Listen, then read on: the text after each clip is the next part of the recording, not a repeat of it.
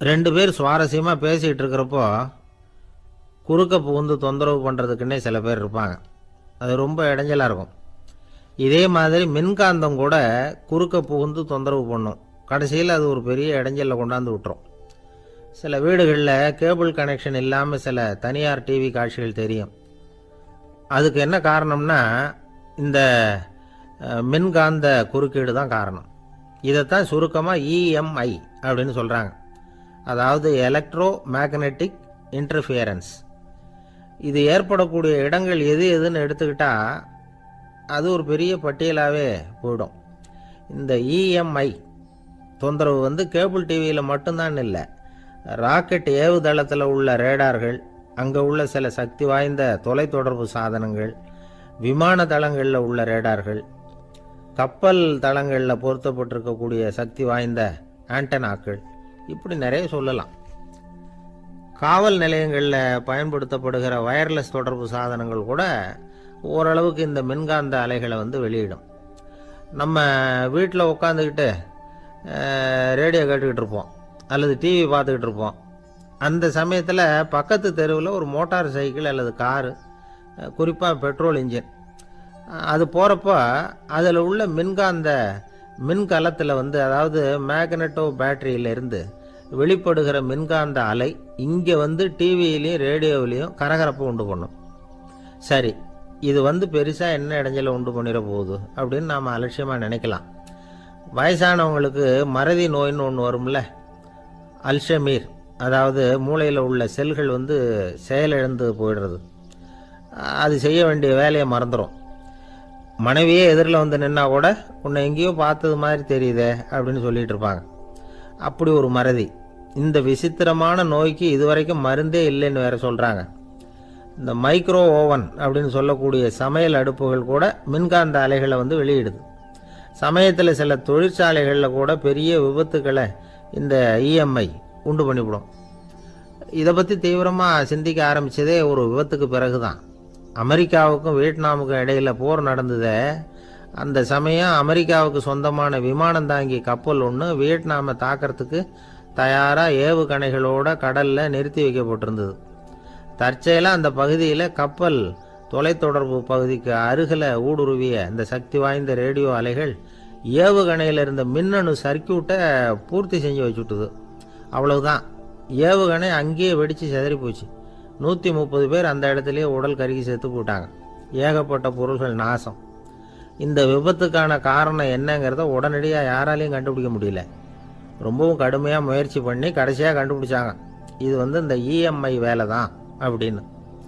மின்னணு தொலைபேசிகள் இருக்க, இதில் பேசும்பொழுது நம்ம காதை அதாவது செவியை ஊடுருவக்கூடிய மின்காந்த அலையானது மூளைக்கு போய் அங்கே மூளை கட்டிகளை உருவாக்க ஊக்கம் கொடுக்குது அப்படின்னு வேற கண்டுபிடிச்சிருக்கிறாங்க. இந்த இஎம்ஐ ரொம்ப குறைஞ்ச மின்காந்த அழுத்தத்தில் நமக்கு எந்த பாதிப்பையும் ஏற்படுத்துறதில்லை. மின்காந்த அலைகள் அழுத்தத்தோடு இருக்கிற இடங்களில் ரொம்ப நேரம் இருந்தோம்னா நம்ம உடம்பின் வெப்பநிலை 2 டிகிரி செல்சியஸ் வரைக்கும் அதிகரிக்குதான். அதனால் வெப்பநிலையை சீராக்கிறதுக்கு இதய துடிப்பும் அதிகரிக்குது. இப்படிலாம் கண்டுபிடிச்சிருக்கிறாங்க. இப்போல்லாம் இந்த மின்காந்த குறுக்கீடுகளை தடுக்கிறது எப்படி அப்படின்னு விஞ்ஞானிகள் யோசனை செய்ய ஆரம்பிச்சிருக்கிறாங்க. இந்த விஷயத்தில் அலட்சியமாக இருந்தோம்னா எதிர்காலத்தில் நிறைய பேருக்கு இந்த ஞாபக மறதி நோய் வந்துடும்.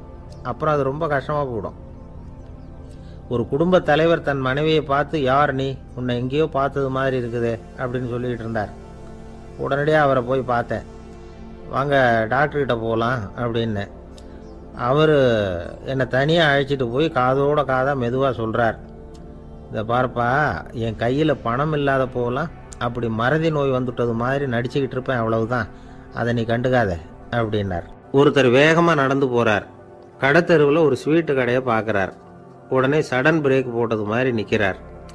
ஒரு ஸ்வீட் வாங்கி சாப்பிட்லாமேன்னு மனசு சொல்லுது.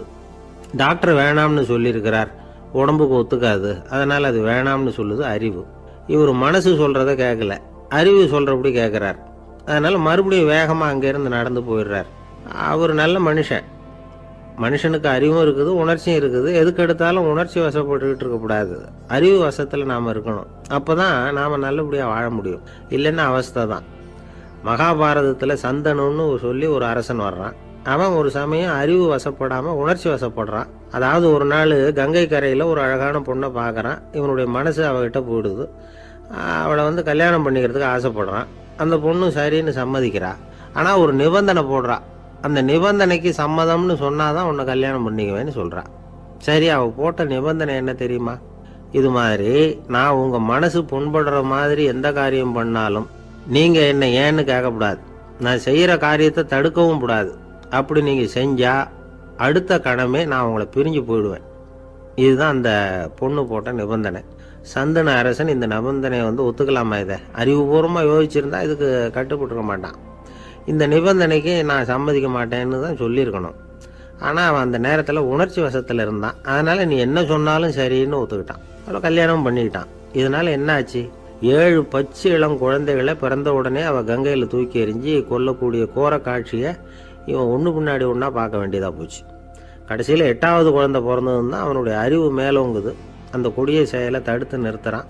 அந்த 8வது குழந்தை தான் பின்னாடி பீஷ்மர் ஆகிறார். ஒரு பக்தி பிரசங்கத்தில் ஒரு பேச்சாளர் இந்த விஷயத்தை சொல்லிவிட்டு இன்னொரு விஷயமும் சொன்னார். அது என்னன்னா, சந்தனு மன்னன் அறிவுக்கும் உணர்ச்சிக்கு நடுவில் அகப்பட்டு தவிச்சதுனால அவன் வம்சத்தில் வந்த கௌரவர்கள் உணர்ச்சி வசப்பட்டாங்க, பாண்டவர்கள் அறிவு வசப்பட்டாங்க அப்படின்னு சொன்னார். மனுஷனுக்கு உணர்ச்சியை விட அறிவு மேலோங்கி இருக்கணுங்கிறது சரிதான். ஆனால் அந்த அறிவை எப்படி உபயோகப்படுத்துகிறோங்கிறது முக்கியம். ஒருத்தர் சொன்னார், சார் இன்னைக்கு கோயம்புத்தூரில் ஒரு கல்யாணம், அதுக்கு நான் போக முடியலேன்னு நினைக்கும் பொழுது மனசுக்கு ரொம்ப வருத்தமாக இருக்குது சார் அப்படின்னார். ரொம்ப உணர்ச்சி வசப்பட்டார். அதுக்காக கவலைப்படாதீங்க சார், ஒரு வாழ்த்து தந்தி கொடுத்துருங்களேன் அப்படின்னார் இன்னொருத்தர். அது எப்படி சார் முடியும்னார் அவர். நான் தானே சார் கல்யாண மாப்பிள்ளை அப்படிங்கிறார் அந்த ஆள். ஒரு ஆளை அடையாளம் கண்டுபிடிக்கணும்னா அதுக்கு சுலபமான வழி என்ன? முகத்தை பார்த்து கண்டுபிடிக்கிறது தான். ஆனால் மனுஷன் தப்பு பண்ண ஆரம்பிக்கும் பொழுது அவனை கண்டுபிடிக்கிறதுக்கு வேறு வழிகளை தான் கையாள வேண்டியிருக்கு. கைரேகை அதுக்கு ரொம்ப உபயோகப்படுது. கைரேகைகள் ஒருத்தருக்கு இருக்கிறது மாதிரி இன்னொருத்தருக்கு இருக்கிறது இல்லை. பல் வரிசையும் அப்படி தான். ஏமாத்துறவங்க அதிகமாக போனால் இருக்கிறவங்க எச்சரிக்கையாக இருக்க வேண்டியிருக்குது. பயோமெட்ரிக்ஸ் அப்படிங்கிறது ஒரு பெரிய தொழில்நுட்பம். இதை உபயோகப்படுத்தி சில பாதுகாப்பு உத்திகளை எல்லாம் உருவாக்கி இருக்கிறாங்க அமெரிக்காவில். வீட்டுக்கு சொந்தக்காரர் குரல் கொடுத்தா கதவு திறக்கும், அல்லது அவர் கை வச்சா கதவு திறக்கும். மற்றவங்க யார் என்ன பண்ணாலும் கதவு திறக்காது. இது ஒரு முறை. அவரோட குரல் அல்லது கைரேகை ஒரு எலக்ட்ரானிக் சாதனத்தில் ஏற்கனவே பதிவு பண்ணப்பட்டிருக்கும். இவர் குரல் கொடுக்குறப்போ அல்லது கையை வைக்கிறப்போ அதை ஒப்பிட்டு பார்த்து சரியாக இருந்தால் கதவு திறக்கிறது மாதிரி ஒரு ஏற்பாடு. இதே மாதிரி ஒருத்தரோட விழித்திரையில் உள்ள இரத்த குழாய் அமைப்பு பாருங்க, அது கூட ஒருத்தருக்கு இருக்கிறது மாதிரி இன்னொருத்தருக்கு இருக்கிறது இல்லை. அதனால் அதை வச்சு அடையாளம் கண்டுபிடிக்கக்கூடிய சாதனங்களும் இப்போ பழக்கத்துக்கு வந்தாச்சு. கைரேகையை ஒப்பிடுற சாதனத்தை விட விழித்திரை இரத்த குழாய் அமைப்பை அடையாளம் காணுற சாதனம் இருக்கு பாருங்க, இது ரொம்ப நுட்பமானது. இது நம்ப தகுந்தது. ஒரு ஆளை அடையாளம் கண்டுபிடிக்கிறதுக்கு இது எடுத்துக்கிற நேரம் 1 வினாடி தான். ஒரு கருவி இருக்கும், அதில் உள்ள ஒரு சிறு துளையில் கண்ணை வச்சு பார்க்கணும். உடனே இந்த சாதனம் குறைந்த சக்தி உள்ள இந்த அகசிவப்பு ஒளியை பாய்ச்சி அவரது விழித்திரையின் இரத்த குழாயை ஆராய்ச்சி பண்ணி ஏற்கனவே அதோட நினைவு பெட்டகத்தில் பதிவு பண்ணி வச்சிருக்கிறோமே அந்த அமைப்புகளோட இதை ஒப்பிட்டு பார்த்து சரியான ஆள் தானா இல்லையா அப்படின்னு அடையாளம் காட்டிவிடும். குரலை வச்சு அடையாளம் கண்டுபிடிக்கிறதும் இந்த பயோமெட்ரிக்ஸ் முறைகளில் ஒன்று. ஒரு நபரோட குரலை டிஜிட்டல் குறியீடுகளை மாற்றி பதிவு பண்ணிக்கிட்டு மீண்டும் அதே குரலை இனம் காணக்கூடிய சாதனங்கள் ஏற்கனவே அமெரிக்காவில எல்லாம் விற்பனைக்கு வந்தாச்சு. ஒரு ஆளுக்கு ஜலதோஷம் பிடிச்சிருந்தா கூட அந்த சாதனம் சரியாகவே கண்டுபிடிச்சிருமா. குரலை மாற்றி பேசுகிறவங்க கூட இந்த கருவியை ஏமாற்ற முடியாது. இதை ஆஸ்பத்திரிகள், வங்கிகளில் உள்ள இரும்பு பெட்டக காப்பறைகள் இங்கெல்லாம் உபயோகப்படுத்தலாம். குழந்தைகள் உள்ள இடங்களுக்கு இது ரொம்ப உபயோகப்படும். கதவு பூட்டிக்கிட்டுதுன்னு வச்சுக்கோங்க, கதவை திறக்கிறதுக்கு சாவி உபயோகப்படுத்த தெரியாத குழந்தைகள் குரல் எழுப்பிய கதவை திறந்துட முடியும். எதிர்காலத்தில் இந்த பயோமெட்ரிக்ஸ் முறை இன்னும் பல ஆச்சரியங்களை ஏற்படுத்தும் அப்படின்னு எதிர்பார்க்குறாங்க. ஸ்டியரிங்கை தொட்டதுமே காரு ஸ்டார்ட் ஆகிடும், சாவி வேண்டியதில்லை. காரு சொந்தக்காரரை தொட்டால் தான் ஸ்டார்ட் ஆகும், வேற யாராவது தொட்டால் ஸ்டார்ட் ஆகாது. ஒரு மனுஷனோட நடை, அவர் டைப்ரைட்டரை தொடுகிற விதம், இதையெல்லாம் வச்சு கூட ஆளை அடையாளம் காணக்கூடிய தொழில்நுட்பம் வரலாம். என்னதான் தொழில்நுட்பம் வளரட்டும், குடும்பத்துக்குள்ளே நடக்கிற திருட்டுகளை கண்டுபிடிக்கிறது ரொம்ப கஷ்டம். ஒரு வீட்டில் பெட்டியில் இருந்த பணம் காணாமல் போச்சு. வீட்டுக்காரரோ அல்லது பையனோ தான் எடுத்துருக்கணும். பெட்டியை திறந்து பார்த்தா அந்த வீட்டுக்காரம்மா, இதிலிருந்து பணத்தை எடுத்தது நிச்சயமாக என் வீட்டுக்காரரு தான் அப்படின்னு சொல்ல முடியல அவங்களால. யோசிச்சாங்க. என்னம்மா இப்படி யோசிக்கிறீங்களேன்னு கேட்டிருக்காங்க. நிச்சயமாக இந்த பணத்தை எடுத்தது என் வீட்டுக்காரர் இல்லை அப்படின்னு உறுதியாக சொல்லிவிட்டாங்க அந்த அம்மா. இது கேட்டவங்களுக்கு ரொம்ப ஆச்சரியமாக இருந்தது. அந்த வீட்டுக்காரருக்கு இது ரொம்ப பெருமையாக இருந்தது. அது எப்படி அவ்வளவு கரெக்டாக சொல்கிறீங்க அப்படின்னு கேட்டிருக்கிறாங்க. அப்போ அந்த அம்மா சொல்லிச்சான், பெட்டியில் இன்னும் கொஞ்சம் பணம் மிச்சம் இருக்குது, இவர் எடுத்திருந்தாருன்னா அப்படி மிச்சம் வச்சிருக்க மாட்டார், அதனால தான் அப்படி சொன்னேன் அப்படின்னாங்களாம். ஆந்திர நாட்டில் ஒரு அரசர் இருந்தார். அந்த அரசர்கிட்ட ஒரு அமைச்சர் இருந்தார். அந்த அமைச்சர் பேர் ராயண பாஸ்கர். அவர் ஒரு பெரிய அறிவாளி. அது மட்டும் இல்லை, மிகச்சிறந்த கொடையாளி. யார் எது கேட்டாலும் இல்லைன்னு சொல்ல மாட்டாராம். அதன் காரணமாகவே அவர்கிட்ட இருந்த செல்வம் நாளுக்கு நாள் குறைஞ்சிக்கிட்டே வந்துட்டு தான். கடைசியில் குடும்பத்துக்குன்னு எதுவும் வைக்காமலே அவர் போய் சேர்ந்துட்டார். மகனும் இறந்துட்டார். அந்த குடும்பத்தில் மிஞ்சி இருந்தது அவருடைய மருமகள், ஒரு பேரன், அவ்வளவுதான். இருந்த ஒரே சொத்து பழுதடைஞ்ச ஒரு வீடு. அந்த அம்மா மற்ற வீடுகளில் வேலை செஞ்சு தன்னுடைய பிள்ளைய படிக்க வச்சுக்கிட்டு வராங்க. அந்த புள்ள ஒரு பெரிய வள்ளலுடைய பேரன்கிறது அந்த பள்ளி வாத்தியார்களுக்கும் தெரியும். அதனால் அவங்களும் இவங்கிட்ட கொஞ்சம் அன்பாகவும் அக்கறையாகவும் பழகி பாடம் சொல்லி கொடுத்துக்கிட்டு இருக்கிறாங்க. ஒரு நாள் ஒரு புகழ்பெற்ற கவிஞர் ஒருத்தர் அந்த பள்ளிக்கூடத்துக்கு வந்திருக்கிறார். ஆசிரியர்கள்கிட்ட பேசிக்கிட்டு இருந்தப்போ ஒரு செய்தியை சொன்னாராம். ராயண பாஸ்கருங்கிற வள்ளல் எனக்கு நிறைய உதவிகள் செஞ்சிருக்கார், என்னை பாராட்டி பரிசுகள்லாம் கொடுத்துருக்கிறார். அந்த வள்ளல் வாழ்ந்த கிராமத்தை பார்க்கணுங்கிறதுக்காக தான் இப்போ இங்கே வந்திருக்கிறேன் அப்படின்னாராம். ஆசிரியர் உடனே இந்த பையனை கூப்பிட்டு, இதை பாருங்க, இவன் யார் தெரியுமா, நீங்கள் குறிப்பிடுகிற அந்த வள்ளலின் பேரன் அப்படின்னு அறிமுகப்படுத்தினாராம். கவிஞரின் கண்களில் ஆனந்த கண்ணீர். அந்த பரவச நிலையிலேயே அந்த வள்ளலை பற்றி கவி பாட ஆரம்பிச்சுட்டாராம். இந்த சின்ன பையன் அதை கேட்டிருக்கிறான். உடனே என்ன பண்ணான் தெரியுமோ, தன் கையில் அணிஞ்சிருந்த ஒரு பொன் வளையலை கழட்டி அந்த கவிஞருக்கு பரிசாக கொடுத்துட்டானான். எல்லாருக்கும் ஆச்சரியம். தாத்தா இருக்கும் நிலையில் கொடுத்தார், பேரன் இல்லாத நிலையிலையும் கொடுக்குறான். பையனை எல்லாரும் பாராட்டினாங்களாம். இருந்தாலும் அவனுக்குள்ள ஒரு பயம் எதுவும் ஆரம்பமாச்சு. பள்ளிக்கூடம் விட்டு வீட்டுக்கு வரும்பொழுது அந்த பயம் இன்னும் அதிகமாயிட்டுது. அம்மா என்ன சொல்லுவாங்களோ தெரியலையே, ஏதோ திடீர்னு தோணிச்சு வளையல கழட்டி கொடுக்கணும்னு கொடுத்துட்டோம். குடும்பம் இருக்கிற நிலையில் இப்படி நான் செஞ்சது தப்பா, வீட்டு செலவுக்கே அம்மா எவ்வளவு கஷ்டப்படுறாங்க, வீட்டுக்கு போனதும் என்ன நடக்குமோ தெரியலையே அப்படின்னு நினச்சி பயந்துக்கிட்டே அவன் வீட்டுக்குள்ளே அடி எடுத்து வைக்கிறான். அம்மா கூப்பிட்டு சாப்பாடு போட்டாங்க. அவங்க கண்ணில் படக்கூடாதுங்கிறதுக்காக ஒரு கையை பின்னாடி மறைச்சிக்கிட்டே இருந்தான். அம்மா இதை கவனிச்சிட்டாங்க. ஏய், உன் கையை ஏன் அப்படி வச்சிருக்கிற, உன் கைக்கு என்னாச்சு, ஏதாவது அடிபட்டு போச்சா அப்படின்னு கேட்டுக்கிட்டே கையை எடுத்து பார்க்குறாங்க. வளையல காணலை. வளையல் எங்கே அப்படின்னு கேட்குறாங்க. இவன் தயங்கிக்கிட்டே நடந்ததை சொல்கிறான். அது கேட்டதும் அந்த அம்மாவோட முகம் கோபத்தால் சவுந்து போச்சான். முட்டாளே, என்ன காரியம் பண்ண அப்படின்னு கன்னத்தில் அரைஞ்சிட்டாங்களாம். அம்மா, என்னை அடிக்காத, ஏதோ தெரியாமல் தப்பு பண்ணிட்டேன் அப்படின்ட்டுருக்கான். மகனே, வளையலை கொடுத்ததுக்காக நான் உன்னை அடிக்கலை அப்படிங்க, பின்ன எதுக்கு அடித்தேன்னு கேட்டிருக்கான். உன் பாட்டனார் ஒரு பெரிய வள்ளல், அவர் எதையும் பாதி வேலையை செய்யறதில்ல, அவருடைய பேரை நீ அரைகுறை வேலை செஞ்சுட்டு வந்திருக்கிற அப்படின்னாங்களாம். என்னம்மா சொல்கிறேன்ருக்கான். நீ ஒரே ஒரு வளையலை மட்டும்தானே கழட்டி கொடுத்துருக்குற, கொடுக்கறதா இருந்தால் ரெண்டையும் சேர்த்துல கொடுத்துருக்கணும், அதுதானே உங்கள் தாத்தாவுக்கு பெருமை அப்படின்னாங்களாம். அம்மா, தெரியாமல் செஞ்சுட்டேன், உங்கள்கிட்டையும் அரை வாங்கிட்டேன் அப்படி இப்படின்னு அவன் சொல்லியிருக்கிறான். இப்போ அம்மா கொஞ்சம் இருங்க, அந்த கவிஞர் இன்னைக்கு நம்ம ஊரில் தான் தங்கியிருப்பார், நாளைக்கு காலையில் தான் அவர் எங்கே இருக்காருன்னு விசாரித்து இன்னொரு வளையலையும் கொடுத்துட்றேன் அப்படின்ட்டுருக்கான். மகனே, நல்ல செயல்களையெல்லாம் நாளைக்குன்னு ஒத்தி போடாத, நாளைக்கு என்ன நடக்குங்கிறது யாருக்கு தெரியும், இப்போவே போ, எங்கே இருக்காருன்னு பாரு அப்படின்ட்டுருக்காங்க. மகன் புறப்பட்டான். பள்ளி ஆசிரியர்கிட்ட போய் கேட்டானான் அந்த கவிஞர் எங்கே இருக்காருன்னு. அவர் சொன்னாராம். உடனே போய் அவர் இருக்கிற இடத்துல கதவை தட்டியிருக்கான். ராத்திரி நேரத்தில் இவனை கண்டதும் அவருக்கு ரொம்ப ஆச்சரியம். இவன் இன்னொரு கை வளையலையும் எடுத்து நீட்டியிருக்கான். அவர் திகைச்சு போய் நிற்கிறார். அவரால் என்ன பண்ணுறதுன்னே தெரியல. ஆனந்த கண்ணீர். இது பெரியவர்கள் கூற கேட்ட ஒரு வரலாறு. இன்னைக்கு இப்படிப்பட்டவங்களை பார்க்க முடியுமா? வறுமை வள்ளல் தன்மையை ஒன்றும் செய்து விடாதுங்கிறதுக்கு இது ஒரு உதாரணம். ஒருத்தன் இன்னொருத்தனை பார்த்து கேட்டானா, எங்கள் தாத்தா உங்கள் தாத்தாவுக்கு 100 ரூபா கடன் கொடுத்துருக்கிறார், அதை எப்போ திருப்பி கொடுக்க போகிறேன்னு. கவலைப்படாத, எங்கள் பேரன் அதை உங்கள் பேரன்ட்ட திருப்பி கொடுத்துருவான் அப்படின்னு நானான் அவன். ஒரு ஊரில் ஒரு மன்னர் இருந்தார். புத்தி கூர்மை உள்ள ஒரு மன்னர். பொதுவாக மன்னர்களுக்கு சந்தேகம் வந்தால் சபையில் உள்ள சான்றோர்கள்கிட்ட கேட்டு தெரிஞ்சுக்கிறது தானே வழக்கம். ஆனால் இங்கே அப்படி இல்லை. மற்றவங்களுக்கு சந்தேகம் வந்தால் மன்னர்கிட்ட கேட்டு தெரிஞ்சுக்குவாங்க. அது மாதிரி கேட்டு தெரிஞ்சுக்கிறதுக்காக ஒரு பெரியவர் ஒரு நாள் வந்தார். அவர் கையில் 3 பொம்மைகள் வச்சுருந்தார். 3 ஒரே மாதிரி பொம்மைகள், கொஞ்சம் கூட வித்தியாசம் தெரியல. ஏது இந்த பொம்மைன்னு கேட்டார் மன்னர். எனக்கு வேண்டியப்பட்ட ஒருத்தங்கிட்ட இருந்து இதை வாங்கிட்டு வந்திருக்கிறேன். நான் தான் அவன்கிட்ட இந்த பொம்மையை செஞ்சு கொடுக்கும்படியா கேட்டுக்கிட்டேன்.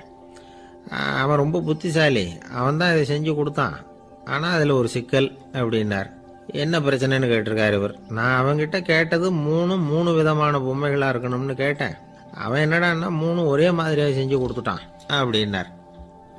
அவங்ககிட்டயே கேட்கறது தானே அப்படின்னு இருக்காரு இவர். கேட்டேன், அவன் என்ன சொல்கிறான்னா இது 3 ஒரே மாதிரி பொம்மை கிடையாது, 3 விதம், ஒன்றுக்கு ஒன்று வித்தியாசம் இருக்குது. இந்த 3 பொம்மையும் 3 விதமான நண்பர்களுக்கு உதாரணங்கள் அப்படின்னு சொல்கிறான். எனக்கு ஒன்றும் புரியல, அதுதான் உங்ககிட்ட வந்தேன் அப்படின்னார். சரி, அந்த பொம்மைகளை இப்படி கொடுங்கோ அப்படின்னு வாங்கினார் மன்னர். எடுத்துக்கிட்டு உள்ளே போனார். கொஞ்ச நேரம் கழித்து வெளியில் வந்தார். அதுக்கப்புறம் சொன்னார், இதை பாருப்பா, அவன் சொன்னது சரிதான், 3 விதம் தான். இது இருக்குதே முதல் பொம்மை, இது உத்தமமான நண்பனுக்கு உதாரணம். இந்த 2வது பொம்மை இது மத்தியமமான நண்பனுக்கு உதாரணம். அந்த 3வது பொம்மை இருக்குதே அது மோசமான நண்பனுக்கு உதாரணம். இதை செஞ்சவன் உண்மையிலேயே பெரிய அறிவாளி தான் அப்படின்னாராம். வந்தவருக்கு ஒன்றும் புரியல. பார்த்தா ஒன்றும் வித்தியாசம் தெரியலையே அப்படின்னு அவன் குழம்பி போய் நிற்கிறான். இப்போ அந்த மன்னர் விளக்கம் கொடுக்குறார். அந்த 3 பொம்மையையும் எடுத்து முன்னாடி வச்சார். ஒரு மெல்லிய கம்பியை கையில் எடுத்தார். அந்த முதல் பொம்மை காதில் விட்டார். கொஞ்ச தூரம் உள்ளே போய் அப்படியே நின்றுட்டுது அந்த கம்பி. அப்புறம் 2வது பொம்மை காதில் அந்த கம்பியை விட்டார். அந்த கம்பி என்னாச்சுன்னா அப்படியே அது வாய் வழியாக வெளில வந்தது. 3வது பொம்மை காதில் கம்பியை செலுத்தினார். அது நேராக இன்னொரு காது வழியாக வெளியில் வந்தது. இப்போ இந்த முதல் வகை இருக்குதே, அது மாதிரியான நண்பர்கள் எப்படி தெரியுமா? நம்ம கஷ்டத்தை அவங்கக்கிட்ட சொன்னால் பேசாமல் கேட்டுக்குவாங்க. வெளியில் அதை யாருக்கிட்டையும் சொல்லிகிட்டு இருக்க மாட்டாங்க. வெளியில் தெரியாமல் நமக்கு உதவி பண்ணுவாங்க. செஞ்சுட்டு அதை நான் தான் செஞ்சேன்னு சொல்லிகிட்டு இருக்க மாட்டாங்க. அதுதான் கம்பி ஒரு காது வழியாக போய் உள்ளேயே நின்றுட்டுது. 2வது பொம்மையில் கம்பி என்னாச்சு, ஒரு காது வழியாக போய் வாய் வழியாக வெளியில் வருது. இது மாதிரியான நண்பர்கள்கிட்ட நாம் கஷ்டத்தை சொன்னால் அதை அவங்க 4 பேர்கிட்ட போய் சொல்லி நமக்காக உதவி கேட்பாங்க. நமக்குன்னு கேட்டு வாங்கி அதை நம்மகிட்ட கொண்டுகிட்டு கொடுப்பாங்க. இவங்க மத்தியமமான நண்பர்கள். 3வது பொம்மையில் ஒரு காது வழியாக செலுத்துகிற கம்பி இன்னொரு காது வழியாக வெளியில் வந்துடுது. இது மாதிரியான நண்பர்கள்கிட்ட நம்ம கஷ்டத்தை சொன்னால் அவங்க காது கொடுத்து கேட்கறது மாதிரி நடிப்பாங்க. அப்படியே இன்னொரு காது வழியாக அதை வெளில விட்டுருவாங்க. அதை பற்றி கவலைப்பட மாட்டாங்க. இதுதான் இந்த பொம்மைகளுக்குள்ளே இருக்கிற வித்தியாசம் அப்படின்னு விளக்கம் கொடுத்தாராம் மன்னர். படிக்கிற பிள்ளைங்கள்லேயே இது மாதிரி 3 வகை உண்டு. சில பேர் காதால் வாங்கி மனசில் வச்சுக்குவான். சில பேர் காதால் வாங்கி பேனாவால் எழுதி விடுவான். சில பேர் ஒரு காதால் வாங்கி இன்னொரு காதால் வெளியில் விட்டுருவான். ஒரு பையன் வகுப்பில் ஆசிரியர் பாடம் நடத்தும் பொழுது தலையை வேகமாக ஆட்டி ஆட்டி கேட்பானான். ஏன்டா இப்படி தலையை இப்படி ஆட்டுற அப்படின்னு கேட்டிருக்கான் பக்கத்தில் இருந்தவன். தலையை ஆட்டினா தாண்டா ஒரு காது வழியாக உள்ளே போகிறது இன்னொரு காது வழியாக வெளியில் வேகமாக வெளில போகும் அப்படின்னானா அந்த பையன். எனக்கு வாழ்க்கையே வெறுத்து போச்சு சார் அப்படின்னு சொல்லிட்டு ஒருத்தர் வந்தார். கொஞ்ச நேரம் பேசினதுக்கப்புறம் அவர் அப்படி சொல்லியிருந்தா அதில் ஒரு அர்த்தம் இருந்திருக்கும். வர்றதுக்கு முன்னாடியே வாழ்க்கை வெறுத்து போச்சுன்னு சொல்லிட்டு வர்றார். என்ன சார் விஷயம்னு விசாரித்தோம். எங்கள் வீட்டில் தினம் 3 வேளையும் ஒரே மாதிரி சாப்பாடு சார், வித்தியாசமே கிடையாது. இப்படியே 3 மாதமாக சாப்பிட்டுக்கிட்டு இருக்கிறேன். அதை விட பட்டினி கிடந்து செத்துடலாம்னு தோணுது அப்படின்னார். ஒரு பெரியவர் சொன்ன தத்துவத்தை சொல்கிறதுக்கு ஆள் கிடைக்காம தவிச்சுக்கிட்டு இருந்தோம். இப்போ ஒருத்தர் கிடைச்சிட்டார், விட்டுலாமா? உடனே அவரை உட்கார வச்சு சொல்ல ஆரம்பிச்சிட்டோம். அதாவது நாம் அனுபவிக்கிற உணர்வுகளில் களிப்பு, மகிழ்வு, ஆனந்தம், இது 3க்கும் ஒன்றுக்கு ஒன்று வித்தியாசம் உண்டு. மேம்போக்காக பார்க்குறதுக்கு இது 3 ஒன்று மாதிரி தோணும். ஆனால் அது அப்படி இல்லை. களிப்புங்கிறது உடம்பை பொறுத்தது, மகிழ்வுங்கிறது மனசை பொறுத்தது, ஆனந்தம்ங்கிறது ஆன்மாவை பொறுத்தது. இப்படி இந்த 3 வகையான அந்த சுவைப்புகளின் தன்மையும் வேற வேற. இப்போ முதல்ல களிப்புங்கிறத எடுத்துக்குவோம். நம்ம புலன்களுக்கு களிப்பை தரக்கூடிய பொருள்களுக்கு சில விசேஷ குணம் உண்டு. அது எப்படின்னா, சீக்கிரமே சலிப்பை உண்டு பண்ணும். ஒருத்தர் அந்த பொருளை எடுத்துக்கிட்டா அது இன்னொருத்தருக்கு குறைஞ்சிரும். உணவு, உடை, இதெல்லாம் களிப்பை தரக்கூடிய பொருள்கள். இப்போ உதாரணத்துக்கு, ஒரு சாப்பாட்டு மேசையில் ஒரு பாத்திரத்தில் 10 இட்லி இருக்குது. அதில் ஒரு 2 இட்லியை நம்ம தட்டில் எடுத்து வச்சு சாப்பிட்றோம். நாம் சாப்பிட்ட அந்த இட்லி நிச்சயமாக எதிரில் உட்காந்துருக்கிறவருக்கு இல்லை, அவருக்கு உபயோகப்படாது. நாம் சாப்பிட்ட அதே இட்லியை அவரும் சாப்பிட முடியாது, அவர் வேற தான் எடுத்து வச்சுக்கணும். அது மாதிரி நாம் ஒரு சட்டையை எடுத்து போட்டுக்கிறோம், அதே சட்டையை அதே நேரத்தில் இன்னொருத்தர் போட்டுக்க முடியாது. புலன்களுக்கு களிப்பை தரக்கூடிய இது மாதிரி பொருள்கள்லாம் முதல் தடவை நமக்கு கொடுக்குற களிப்பை 2வது தடவையும் கொடுக்காது, 3வது தடவை இன்னும் குறையும், கடைசியில் வெறுப்பாகவும் மாறிடும். ஒவ்வொன்றா இட்லியை தொடர்ந்து சாப்பிட்றோம்னு வச்சுக்கோங்க, முதல் இட்லி தரக்கூடிய சுவையை 30வது இட்லி தராது. முதல் தடவை புது சட்டையை போட்டுக்கிறப்போ நமக்கு இருக்கிற களிப்பு அதே சட்டையை 100வது தடவையாக போட்டுக்கிறோம்னு வைங்க, அப்போ இருக்குமா? இருக்காது. இதுதான் களிப்பு. அதாவது சீக்கிரமே சலிப்பை தரக்கூடியது. ஒருத்தர் எடுத்துக்கிட்டா இன்னொருத்தருக்கு குறைஞ்சி போகக்கூடியது. ஆனால் மகிழ்ச்சிங்கிறது அப்படி இல்லை. ஒருத்தர் அனுபவிக்கிறதுனால இன்னொருத்தருக்கு குறைஞ்சி போகாது. இப்போ காலையில் சூரியன் உதயம் ஆகிறத பார்த்து சந்தோஷப்படுறோம், அதையே இன்னொருத்தரும் பார்த்து சந்தோஷப்படலாம். ஒரு நல்ல சங்கீதத்தை கேட்குறோம், ஒரு அழகான ஓவியத்தை ரசிக்கிறோம், நீங்கள் ரசிக்கிற அதே நேரத்தில் இன்னொருத்தரும் அதை ரசிக்கலாம்.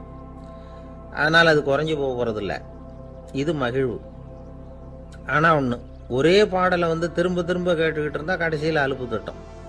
அதாவது மகிழ்வுங்கிறது எப்படின்னா, மற்றவங்களோட பகிர்ந்து கொள்றதுனால குறையாது. ஆனால் ஒரே பொருள் மீண்டும் மீண்டும் அனுபவிப்பை தர்றப்போ முதல்ல மகிழ்வு அதிகரித்து அதுக்கப்புறம் அது மங்கி மறைஞ்சு போயிடும். இதுதான் அந்த மகிழ்வுங்கிறதுக்கு இலக்கணம். சரி, இப்போ 3வதாக சுகம் தரக்கூடிய ஆனந்தம்ங்கிறது எப்படின்னா, இது நமக்கு உள்ளே இருந்து சுரக்கிறது. மனசு சலனங்கள்லேருந்து விடுபடுறப்போ இந்த ஆனந்தம் நமக்கு கிடைக்கும். இது நிலையான சுகம், ஆத்ம சுகம். களிப்பிலிருந்து மகிழ்வுக்கும் மகிழ்விலிருந்து ஆனந்தத்துக்கும் செல்றது தான் மனிதன் நடத்த வேண்டிய முக்கியமான பயணம். இவ்வளவு விஷயத்தையும் கேட்டுட்டு இந்த காலத்து பையன் ஒருத்தன் வந்தான். சார், இப்போ நீங்கள் ஒரு சாப்பாட்டு மேசையில் ஒரு 10 இட்லி வைக்கிறீங்க, என்ன உட்கார வைங்க, எதிரில் இன்னொருத்தனை உட்கார வைங்க, நான் களிப்பு மகிழ்வுலாம் தாண்டி நேரடியாக ஆனந்தத்துக்கு பயணம் பண்ணி காட்டுறேன் அப்படின்னா. ஒன்றும் புரியல அவன் சொன்னது. அது எப்படி, அப்படி என்ன பண்ணுவ நீ அப்படின்னு சொல்லி கேட்டோம் ஆச்சரியமா. 2 இட்லி சாப்பிட்டா தானே சார் களிப்பு, நான் 10 இட்லியும் மொத்தமாக சாப்பிட்ருவேன், அடுத்தவனுக்கு எதுவும் கிடைக்காது, அவனுக்கு கிடைக்காதபடி நாமே சாப்பிட்டுடுறோம்ல, அதுதானே நமக்கு ஆனந்தம் அப்படின்னு அதுக்கு ஒரு விளக்கம் சொல்கிறான். ஒரு கணவன் மனைவி, எப்போ பார்த்தாலும் அவங்க 2 பேருக்கும் இடையில சண்டை வந்துக்கிட்டே இருந்தது. இதில் என்ன ஆச்சரியங்கிறீங்களா? நான் அதுக்காக சொல்ல வரல, இது வேற விஷயம். அதாவது சண்டை போடாமல் இருக்கிறதுக்கு வழி சொல்கிற தகவல் இது. நான் சொன்ன அந்த கணவன் மனைவி எப்படின்னா, கணவன் ஒரு வார்த்தை சொன்னால் மனைவி கிட்டேருந்து 2 வார்த்தை பதிலாக வரும், இதுக்கு கணவன் கிட்டேருந்து 4 வார்த்தை பதிலாக வரும். இப்படி வார்த்தைகள் பெருகி போய் கடைசியில் வம்புல முடியும். அந்த அம்மா பொறுத்து பார்த்தாங்க, அவங்களால தாக்கு பிடிக்க முடியல. பக்கத்து வீட்லேயும் ஒரு கணவன் மனைவி இருந்தாங்க, அவங்களுக்குள்ள சண்டை வர்றதில்லை, அது எப்படி அவங்களால மட்டும் சண்டை போடாமல் இருக்க முடியுது அப்படின்னு இந்த அம்மாவுக்கு ஆச்சரியம். ஒரு நாள் நேராக பக்கத்து வீட்டு அம்மாக்கிட்டே போய், ஏம்மா, நீங்கள் எப்படி கணவனும் மனைவியும் சண்டை போட்டுக்காமல் இருக்கிறீங்க, அது எப்படி முடியுது உங்களால் அப்படின்னு கேட்டாங்க. அதுக்குன்னு ஒரு மருந்து இருக்குது, அதை சாப்பிட்டா சண்டை வராது அப்படின்னாங்க அவங்க. சரிங்க, அந்த மருந்தை அவர் சாப்பிட மாட்டேன்னு சொல்லிட்டா என்ன பண்ணுறது அப்படின்னு கேட்டிருக்கிறாங்க இவங்க. அந்த மருந்து அவருக்கு இல்லைம்மா, உனக்கு தான் அப்படின்னாங்களாம் அவங்க. அப்படியா, அப்படின்னா கொடுங்க, ரொம்ப நல்லதாக போச்சு, அதை எப்படி சாப்பிட்றதுங்கிற விவரத்தையும் சொல்லுங்கள், எங்கே அது கிடைக்குங்கிறதையும் சொல்லுங்கள், வாங்கிக்கிறேன் அப்படின்னு கேட்டாங்களாம் இவங்க. வேறு எங்கேயும் போய் வாங்க வேண்டாம், என்கிட்டே இருக்க அந்த மருந்து, அதில் கொஞ்சம் தர்றேன், வாங்கி வச்சுக்க. உன் வீட்டுக்காரர் உன்னோட சண்டையை ஆரம்பிக்கிறப்போலாம் நீ இந்த மருந்தில் 1 அவுன்ஸ் வாயில் ஊற்றிக்கணும், அதை உடனே குடிச்சிடக்கூடாது, ஒரு 5 நிமிஷமாவது அது வாயில் இருக்கணும், அதுக்கப்புறம் குடிச்சிடலாம் அப்படின்னு சொல்லி ஒரு பாட்டில் மருந்தை அந்த அம்மா கிட்ட கொடுத்து அனுப்புனாங்களாம். மருந்தை எடுத்துக்கிட்டு இந்த அம்மா வீட்டுக்கு வந்திருக்கிறாங்க. வீடு பூட்டி இருந்ததுனால கணவன் வாசல்லையே காத்துக்கிட்டு இருக்கிறான். மனைவியை கண்டதும் சண்டை போட ஆரம்பிச்சிட்டான். வீட்டை பூட்டிவிட்டு எங்கே போய் தொலைஞ்ச, எவ்வளவு நேரமாக ஒரு மனுஷன் வாசல்லையே காத்துட்டு கிடக்கிறது அப்படி இப்படின்னு கத்த ஆரம்பிச்சிட்டான். மனைவி இதுக்கு பதிலே சொல்லலை. அந்த அம்மா பேசாமல் வீட்டை திறந்தாங்க, சமையல் அறைக்குள்ளே போனாங்க. ஒரு அவுன்ஸ் மருந்தை வாயில் ஊற்றிக்கிட்டாங்க. அன்னைக்கு சண்டை மேற்கொண்டு வளரவே இல்லை, நின்றுட்டுது. மருந்து பரவாயில்லை. அதுக்கப்புறம் பல சந்தர்ப்பங்களில் சண்டை வரும் போல் இருக்கிறப்போலாம் இந்த மருந்து அதை நிறுத்தியிருக்கு. பிரமாதமான மருந்தாக இருக்குது இதை கொஞ்சம் அதிகமாகவே வாங்கி வீட்டில் வச்சுக்க வேண்டியது தான் அப்படின்னு முடிவு பண்ணிட்டு இந்த அம்மா மறுபடியும் பக்கத்து வீட்டு அம்மாக்கிட்ட போனாங்க. எவ்வளவு விலையானாலும் சரி, நான் காசு கொடுத்து வாங்கி வச்சுக்கிறேன், எந்த கடையில் இருக்குது இந்த மருந்து சொல்லுங்க அப்படின்னு கேட்டாங்க. இந்த மருந்துக்கு விலையே கிடையாதுங்க, இலவசமாகவே கிடைக்கும்னாங்களாம் அவங்க. அது எப்படி விலை இல்லாமல் இதை விற்க முடியுது அப்படின்னு கேட்டாங்களாம் இவங்க. அது மருந்தாக இருந்தால் தானே விலை வைக்கிறதுக்கு, அது வெறும் தண்ணி தானே அப்படின்னாங்களாம். வெறும் தண்ணியாக சண்டையை நிறுத்துது அப்படின்ட்டு இருக்காங்க இவங்க. அது சண்டையை நிறுத்தலை, உன்னோட மௌனம் தான் சண்டையை நிறுத்துது. நீ வாயில் தண்ணியை வச்சுக்கிறதுனால எதிர்த்து பேசுறதில்ல, அதனால் உன்னுடைய கணவர் கோபம் சாந்தமாயிடுது அப்படின்னாங்களாம் அவங்க. இந்த கதையிலேருந்து சண்டையை நிறுத்துகிற மருந்து எதுன்னு தெரிஞ்சுக்கிட்டோம் இல்லையா. ஒருத்தர் என்ன பண்ணார், பாட்டிலில் தண்ணியை ஊற்றி வச்சுக்கிட்டு அவர்கிட்ட வர்றவங்களுக்கெல்லாம் இதை சிபாரிசு பண்ணலாம்னு நினச்சிக்கிட்டு உட்காந்துருந்தார். ஒரு அம்மா வந்தாங்க.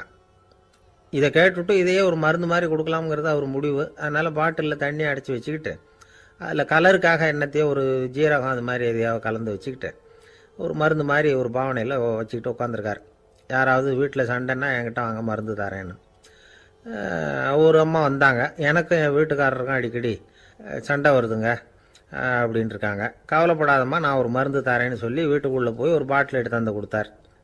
பாட்டிலில் இருக்கிறது என்னங்கிறத சொல்லிவிட்டு அது பேரில் மரியாதை வராது இல்லையா, அதனால் சொல்லலை. அந்த அம்மா வாங்கிட்டு போனாங்க. 4 நாள் கழித்து திரும்பி வந்தாங்க. என்னம்மா வீட்டில் சண்டை நின்று போச்சான்னு கேட்டிருக்காரு இவர். அங்கே நின்று போச்சுங்க, இப்போ உங்ககிட்ட ஆரம்பமாக போகுதுன்னாங்களாம். என்னம்மா அப்படின்ட்டுருக்காரு இவர் பயந்து போய். பின்ன என்னங்க, நீங்கள் என்ன மருந்து கொடுத்துருக்குறீங்க என்னங்க அப்படின்னாங்களாம் கோவமாக. அது வெறும் தண்ணி தானே அப்படின்ட்டுருக்காரு இவர். தண்ணியாக இது நல்லா பாருங்கள் அப்படின்னு அந்த பாட்டில் நீட்டினாங்களாம். இவர் வாங்கி பார்த்துருக்கார். அப்புறம் தான் விஷயம் புரியுது அவருக்கு. இவர் கை தவறுதலாக அவங்க வீட்டில் இருந்த மண்ணெண்ணெய் பாட்டில் எடுத்து அவர்கிட்ட கொடுத்துருக்குறாங்க. அப்புறம் என்ன ஆகும், சண்டை வராமல். வாங்க மாட்டேங்கிறான் சார் அப்படின்னு சொல்கிறது உண்டு. அது எப்படி காதில் வாங்கிக்காமல் இருக்க முடியும்? காதுங்கிறது எப்பவும் திறந்தே இருக்கக்கூடிய ஒன்று தானே. சில பேர் பேசிக்கிட்டே இருப்பாங்க, நாமும் கேட்டுக்கிட்டே தான் இருப்போம். அவர் என்ன சொன்னார் திருப்பி சொல்லு அப்படின்னு சொன்னால் சொல்ல தெரியாது. காது சரியாக கேட்டாலும் நாம் பேசுகிறத மற்றவங்க சரியாக கேட்குறாங்களா அப்படிங்கிறது சந்தேகம்தான். இந்த சந்தர்ப்பத்தில் ஒரு உண்மையை நாம் புரிஞ்சுக்கணும்.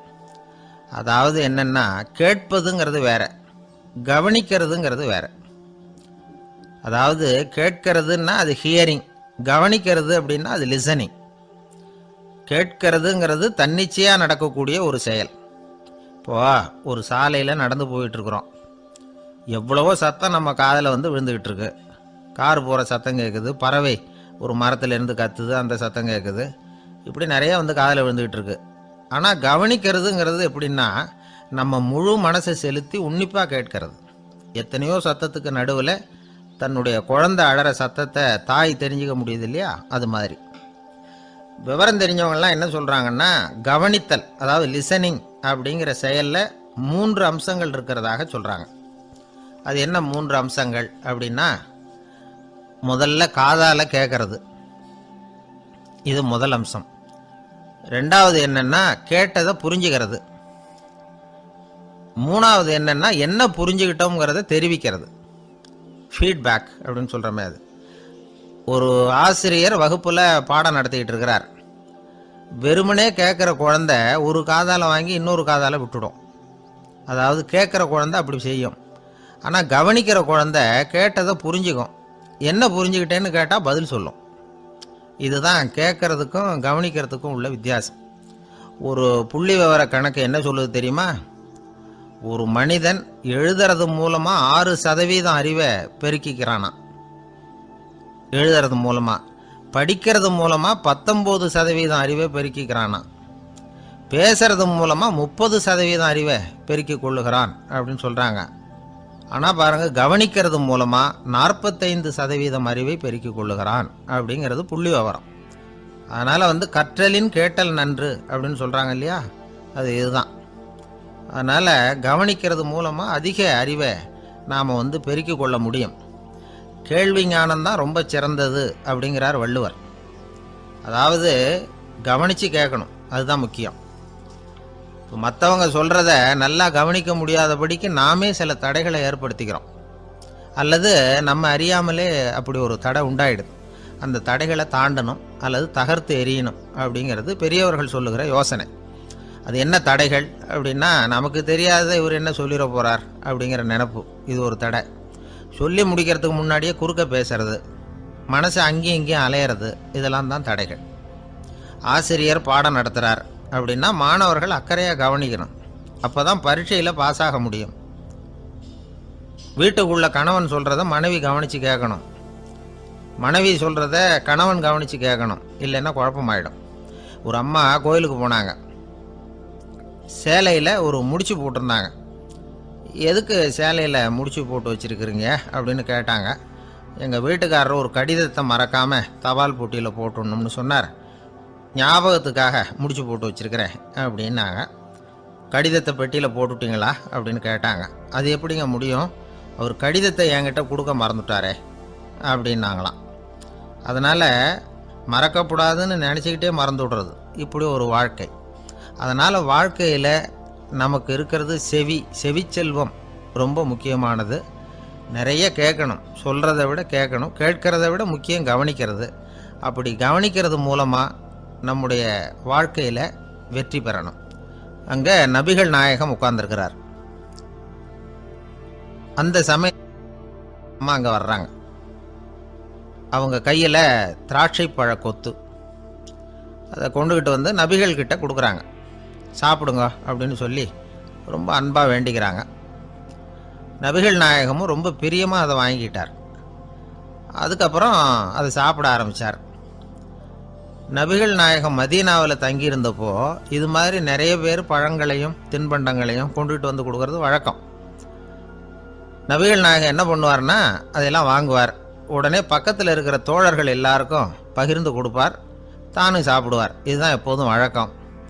ஆனால் இந்த தடவை என்னாச்சு தெரியுமா, அவர் அப்படி பண்ணலை. ஒவ்வொரு பழமாக எடுத்து தானே சாப்பிட்டுக்கிட்டு இருக்கிறார்.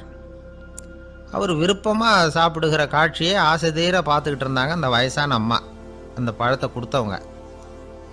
அவங்களுக்கு ரொம்ப மகிழ்ச்சியாக இருந்தது, மன நிறைவாக இருந்தது.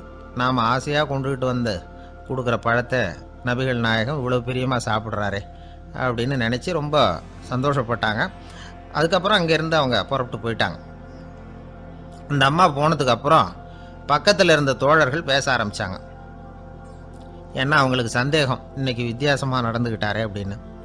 அண்ணலே, எது உங்களுக்கு வந்தாலும் எங்கள் எல்லாருக்கும் கொடுத்துட்டு தான் நீங்கள் சாப்பிடுவீங்க, இன்றைக்கி மட்டும் நீங்கள் அப்படி செய்யலையே, எல்லா பழத்தையும் நீங்களே சாப்பிட்டீங்களே, அதுக்கு என்ன காரணம் அப்படின்னு கேட்டாங்க. இப்படி கேட்கறதுனால நாயகம் அதை தப்பாக புரிஞ்சுக்க மாட்டார் அப்படிங்கிறது அவங்களுக்கு தெரியும். யாரும் எதையும் அவர்கிட்ட கேட்கலாம், அப்படி கேட்கறதுக்கு உரிமை உண்டு. இந்த ஜனநாயக முறைகளுக்கு அவர்கள் கொடுத்த மரியாதை இது. தோழர்களின் கேள்விக்கு நபிகள் பதில் சொல்ல ஆரம்பித்தார்.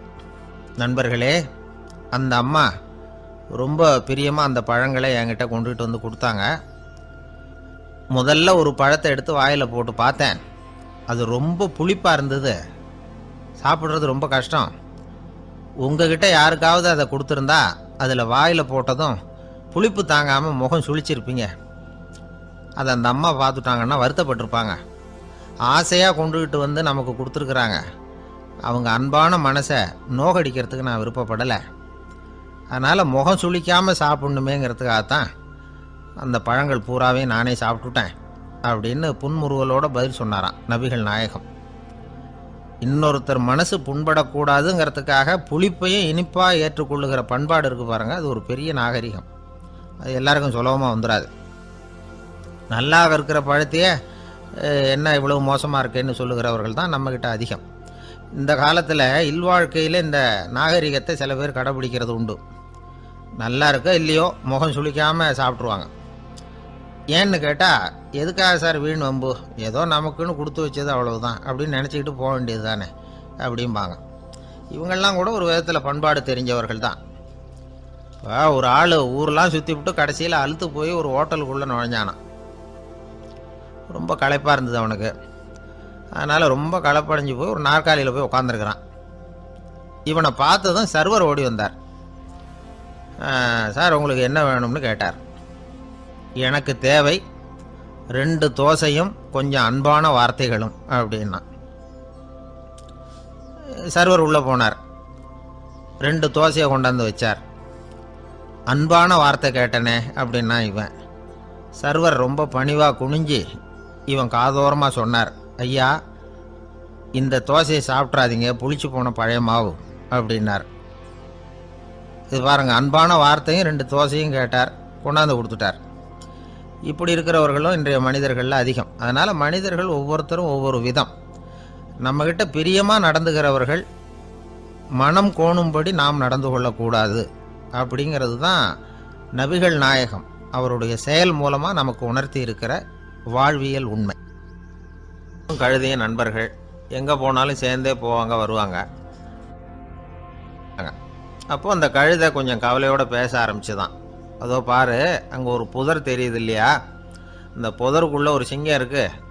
அந்த பக்கமாக நான் போகிறப்போ வர்றப்போலாம் அது என்கிட்ட வம்பு வளர்க்குது, தகராறு செய்யுது, என் மேலே பாயுது, என்னை தாக்குது, ஏன்னு தெரியல அப்படின்னுது. இதை கேட்டதும் அந்த குரங்கு சொல்லிச்சு, இனிமேல் கவலைப்படாத, இந்த தடவை நான் உன்னை காப்பாற்றுறேன்னுது.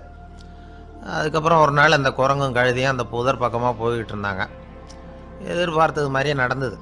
இந்த சிங்கம் எதிரில் வந்தது, கழுதியை பார்த்தது, உடனே அது மேலே பாய ஆரம்பிச்சுட்டுது. அவ்வளவுதான். உடனே இந்த குரங்கு என்ன பண்ணிச்சு தெரியுமா, கிடுகிடுன்னு ஒரு மரத்து மேலே ஏறி உட்காந்துக்கிட்டுது. அங்கே உட்காந்துக்கிட்டு கீழே அந்த கழுதியும் சிங்கமும் போடுற சண்டையை வேடிக்கை பார்க்க ஆரம்பிச்சுட்டுது. கொஞ்ச நேரம் கழித்து அடிபட்ட காயத்தோடு அந்த கழுதை மெதுவாக நடந்து வந்தது. குரங்கும் மெல்ல மரத்தை விட்டு கீழே இறங்கிச்சு. இப்போ கழுதை கேட்டுது, என்னை காப்பாத்துறேன்னு சொல்லிவிட்டு காலை வாரி விட்டுட்டியே, நீ பாட்டுக்கு மரத்து மேலே ஏறி உட்காந்துக்கிட்டே, அது நியாயமானது. குரங்கு பரிதாபமாக அதை பார்த்துது. நான் மரத்து மேலே இருந்து நீங்கள் 2 பேரும் சண்டை போட்டதை பார்த்துக்கிட்டு தான் இருந்தேன். உன்னோட சத்தம் தான் அதிகமாக இருந்தது, அது நீ சிரிக்கிற மாதிரி எனக்கு கேட்டுது, அதனால் நீ தான் ஜெயிச்சுக்கிட்டு இருக்க போல இருக்கு அப்படின்னு நினச்சிவிட்டேன்னு. இன்றைக்கி பல பேர் இப்படி தான் இருக்கிறாங்களாம். யார் ஜெயிக்கிறாங்க யார் தோக்குறாங்கங்கிறத முகத்தை பார்த்து கூட கண்டுபிடிக்க முடியறதில்ல, பேசுகிற பேச்சை வச்சு கூட கண்டுபிடிக்க முடியறதில்ல. தோற்கிறவங்க கூட சிரிக்கிற மாதிரி முகத்தை வச்சுக்கிறான். இன்றைய மனிதர்கள்கிட்ட ஏகப்பட்ட முரண்பாடுகள். பொய் முகங்களோட உலவுகிறவர்கள் தான் அதிகம். உண்மை முகம் எங்கே இருக்குது அப்படிங்கிறத புரிஞ்சுக்கிட்டு நண்பர்களை தேர்ந்தெடுக்கணும் அப்படிங்கிறது ஒரு முக்கியமான கருத்து. கடவுள் இந்த உலகத்தை படைச்சுட்டு அதுக்கப்புறமும் கொஞ்ச நாள் இங்கேயே தங்கியிருந்தாராம். அப்போ தான் அவருக்கு ஒரு உண்மை புரிஞ்சுதான், இந்த உலகத்தில் தங்கி இருக்கிறது எவ்வளவு இடைஞ்சல்னு. தினமும் மனிதர்கள் தேடி வந்து ஏதாவது புகார் சொல்லிக்கிட்டே இருந்தாங்களாம், எனக்கு அது வேணும் இது வேணும்னு கேட்டுக்கிட்டே இருந்தாங்களாம். சில பேர் வந்தாங்க, நாங்கள் வந்து விவசாயம் பண்ணுறோம், தண்ணி இல்லாமல் பயிர் காயுது, எங்களுக்கு மழை வேணும் அப்படின்னாங்க. அவங்க போனதும் அதுக்கப்புறம் சில பேர் வந்தாங்க, நாங்கள் வந்து மண்பானை செய்கிறவங்க, நிறைய பானை செஞ்சு வச்சுருக்குறோம், மழை பெஞ்சால் எல்லாம் கரைஞ்சி வீணாக போயிடும், அதனால் இன்றைக்கி மழை பெய்யக்கூடாதுன்னாங்க. கடவுள் பார்த்தார், அவருக்கு என்ன பண்ணுறதுன்னே தெரியல, ஏகப்பட்ட குழப்பம், தலையை பிச்சுக்கலாம் போல் இருந்தது, கிட்டத்தட்ட பைத்தியம் பிடிக்கிற அளவுக்கு ஆயிட்டுது. எல்லாருடைய ஆசைகளையும் அவரால் நிறைவேற்ற முடியல, ஏன்னா ஒன்றுக்கு ஒன்று முரண்பாடாக இருந்தது. ஒரு நாள் தன்னுடைய அமைச்சரவையை கூட்டி ஆலோசனை கேட்டார், என்ன செய்யலான்னு சொல்லுங்கன்னார். இது என்ன பிரமாதம், பேசாமல் இமயமலை அடிவாரத்தில் போய் உட்காந்துங்க, யாரும் தொந்தரவு பண்ண மாட்டாங்கன்னாங்க. அங்கேயும் மனிதர்கள் வர ஆரம்பிச்சுருவாங்களேன்னார் கடவுள். சரி அப்படின்னா சந்திரனில் போயிருந்துக்கலாமேன்னாங்க. அங்கேயும் மனுஷன் குடி வர போகிறான் அப்படின்னார் கடவுள். வெகு தூரத்துக்கு அப்பால் உள்ள நட்சத்திர மண்டலத்துக்கு போயிடலான்னாங்க. இதெல்லாம் நிரந்தர தீர்வாகாது, நிரந்தரமாக இந்த மனிதனுடைய தொல்லையிலேருந்து நான் விடுபடணும், அதுக்கு ஏதாவது வழி சொல்லுங்கன்னார் கடவுள். ஒரு வயசான ஆள் வந்தார், கடவுளுக்கு காதோட காதாக ஒரு வழியை சொன்னார். கடவுளுக்கு முகம் மலர்ந்தது, அதுதான் சரி, அப்படியே செஞ்சுடலான்னார். அந்த ஆள் சொன்ன ரகசியம் என்ன தெரியுமா, மனிதனால் அடைய முடியாத ஒரு இடம் இருக்குது, அது வேறு எங்கேயும் இல்லை, அவனுக்கு உள்ளே இருக்குது, அங்கே போய் மறைஞ்சிங்க, அதுக்கப்புறம் மனிதர்களால் உங்களுக்கு தொந்தரவு இருக்காதுன்னார். மனிதன் நினைக்காத இடம் அதுதான். அதாவது உள்ளுக்குள்ளே இருக்கிற உண்மையை புரிஞ்சிக்காம வெளியில் எங்கேயோ அது இருக்கிறதாக நினச்சி வரட்டிக்கிட்டு அலையிறான் மனுஷன். உள்ளே இருக்கிற உண்மை புரிஞ்சா நாம் தன்னம்பிக்கையோடு தலை நிமிர்ந்து வாழலாம். வேடிக்கையாக ஒரு கதை சொல்லுவாங்க, இதை பாருங்கள், நம்ம பையன் எங்கே பணம் வச்சாலும் எடுத்து விடுறான், என்ன பண்ணுறதுன்னாங்க அம்மா. அப்பா கொஞ்சம் நேரம் யோசனை பண்ணார், அதுக்கப்புறம் சொன்னார், அவன் கண்ணில் படாத இடமா, நம்ம வீட்டில் இருக்கிறது ஒரே இடம் தான், அங்கே பணத்தை வை திருட்டு போகாதுன்னார். அது எந்த இடம்னு கேட்டாங்க. அதுதான் அவன் பாட புஸ்தகம், அதில் வச்சிரு, அவன் தொடவே மாட்டான், பாட புத்தகத்தை தொடாமல் பரீட்சையில் வெற்றி பெற முடியாது அப்படிங்கிறத புரிஞ்சுக்கணும். உள்ளே இருக்கிற உண்மையை தொடாமல் வாழ்க்கையில் வெற்றி பெற முடியாது. அதனால் உண்மையை புரிஞ்சுக்கிட்டால் வாழ்க்கையில் வெற்றி நிச்சயம். அவனுக்கு வயசாயிட்டுது. இந்த கவலை பயம் எல்லாமும் அதிகமாயிட்டுது. மரண பயம், ராத்திரியில் சரியாக தூங்க முடியல, இப்படி ஆயிட்டுது நிலைமை. அந்த அரசன் ஏற்கனவே எப்படின்னா போர்க்களங்களில் எத்தனையோ பேரை ஓட ஓட விரட்டியிருக்கிறான். இருந்தாலும் இப்போ அந்த துணிச்சல்லாம் எங்கேயோ போயிட்டுது. பேசாமல் படுத்துருக்கிறான். அப்படியே படுத்தாலும் தான் தூக்கம் வர மாட்டேங்குது. என்ன பண்ணலாம்னு யோசித்தான் இந்த மன்னன். உடனே எல்லா அமைச்சர்களையும் கூப்பிட்டான். எனக்கு நிம்மதி இல்லை, எதை நினச்சாலும் பயமாக இருக்குது, எனக்கு ஒரு ஆலோசனை சொல்லுங்க அப்படின்னா. என்ன ஆலோசனை வேணும் அப்படின்னு சொல்லி கேட்டாங்க. எனக்கு ஒரு நெருக்கடியான சந்தர்ப்பம் ஏற்பட்டு போச்சுன்னு வச்சுக்கோங்க. அந்த நேரத்தில் நீங்கள் யாருமே என் பக்கத்தில் இல்லை ஆலோசனை சொல்கிறதுக்கு அப்படின்னா, அந்த சமயத்தில் எனக்கு உபயோகப்படுற மாதிரி ஒரு வாசகம், பொன்மொழி ஏதாவது சொல்லுங்கள். அதை நான் என்னுடைய வைர மோதிரத்துக்கு அடியில் பதிச்சு வச்சுக்கிறேன் அப்படின்னார். தேவைப்படுறப்போ உதவும் அப்படிங்கிறதுனால. அவர் போட்டிருந்த மோதிரமும் அதுக்கு தகுந்த மாதிரியே திறந்து மூடுறது மாதிரி அமைஞ்சிருந்தது. ஏதாவது வாசகம் எழுதுனா உள்ற வச்சுக்கலாம், அதுக்கான வசதி அதில் இருந்தது. அமைச்சர்கள்லாம் யோசனை பண்ணாங்க. இது மாதிரி ராஜா கேட்குறாரே, என்ன வாசகம், அதாவது பொன்மொழி சொல்லலாம் அப்படின்னு எல்லாரும் யோசனை பண்ணாங்க. ஒருத்தருக்குமே சரியாக தோணலை, ஒரே குழப்பமாக இருந்தது. ஏன்னா நெருக்கடியான சமயத்தில் உபயோகப்படுறது மாதிரி ஒரு பொன்மொழி வேணும்னு சொல்லியிருக்கிறார். அப்படி இப்படி யோசித்து பார்த்தா ஒன்றுமே தோணலை. எல்லாரும் குழம்பிக்கிட்டு இருந்த நேரத்தில் ஒரு பெரியவர் அந்த பக்கமாக வந்தார். அவர் சொன்னார், நான் வேணும்னா அதுக்கு பொருத்தமாக ஒரு வாக்கியம் சொல்கிறேன், ஆனால் ஒரு நிபந்தனை. அதை யாரும் ரொம்ப ஆர்வம் காரணமாக அவசரப்பட்டு படிச்சிடக்கூடாது. அதை ரகசியமாக அந்த மோதிரத்துக்குள்ளே எழுதி வச்சுக்கணும். எப்போவாவது இக்கட்டில் மாட்டிக்கிற சமயத்தில் மட்டும் வேறு வழியே இல்லை அப்படிங்கிற நிலைமையில் மட்டும்தான் அதை திறந்து பார்க்கணும். அப்படி நீங்கள் இருக்கிறதா இருந்தால் நான் அதை சொல்கிறேன் அப்படின்னார் அந்த பெரியவர். சரின்னு ஒத்துக்கிட்டாங்க எல்லாரும்.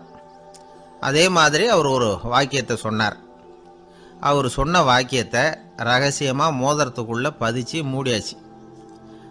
ராஜா அதை விரலில் மாட்டிக்கிட்டார். கொஞ்ச நாள் ஆச்சு. அந்த ராஜாவுக்கு ஒரு சோதனை வந்தது. என்ன சோதனைன்னா, அடுத்த நாட்டு மன்னன் படையெடுத்துக்கிட்டு வந்துட்டான்.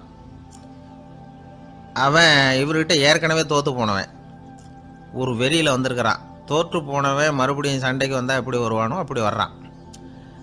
ஒரு வெறியில் வந்தான், ஜெயிச்சுட்டான். என்னாச்சு இவரோட நிலைமைன்னா, நாட்டை இழந்துட்டார், எல்லாத்தையும் இழந்துட்டார். கடைசியாக ஒரு அடிபட்ட குதிரையில் ஏறி தப்பிச்சு போயிட்டார், வேறு வழி இல்லைன்னு. பின்னாடி துரத்திக்கிட்டு வராங்க. இவர் ஒரு மலை உச்சிக்கு போயிட்டார். அதுக்கும் அப்பால் போக முடியாது, ஏன்னா அந்த பக்கம் பயங்கர பள்ளம். உல்லாச பயணிகள் கண்டு கழிக்கிற இடம் அது. ஆனால் இவருக்கு அது சாவு பயணத்தின் வாசல், திரும்பவும் முடியாது. அவ்வளவு குறுகிய பாதை அது, வேறு வழியே இல்லை. இந்த நேரம் சூரிய ஒளி மோதிரத்தில் பட்டு மின்னிச்சு. உடனே இவருக்கு ஞாபகம் வந்தது.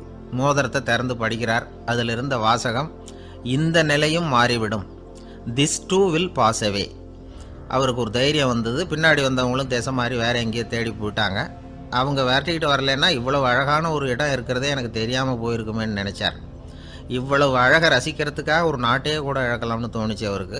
அமைதியாக அந்த அழகை ரசித்தார். எதிரிகள்லாம் எங்கேயோ போயிட்டாங்க. மன்னர் நாடு திரும்பினார். மறுபடியும் படைகளை திரட்டினார். கொஞ்ச நாளில் படை எடுத்துக்கிட்டு போனார். யாருக்கிட்ட தோற்று போனாரோ அவரையே வெற்றி கண்டு திரும்பி வர்றார். வரவேற்பு விழா பிரமாவப்படுது.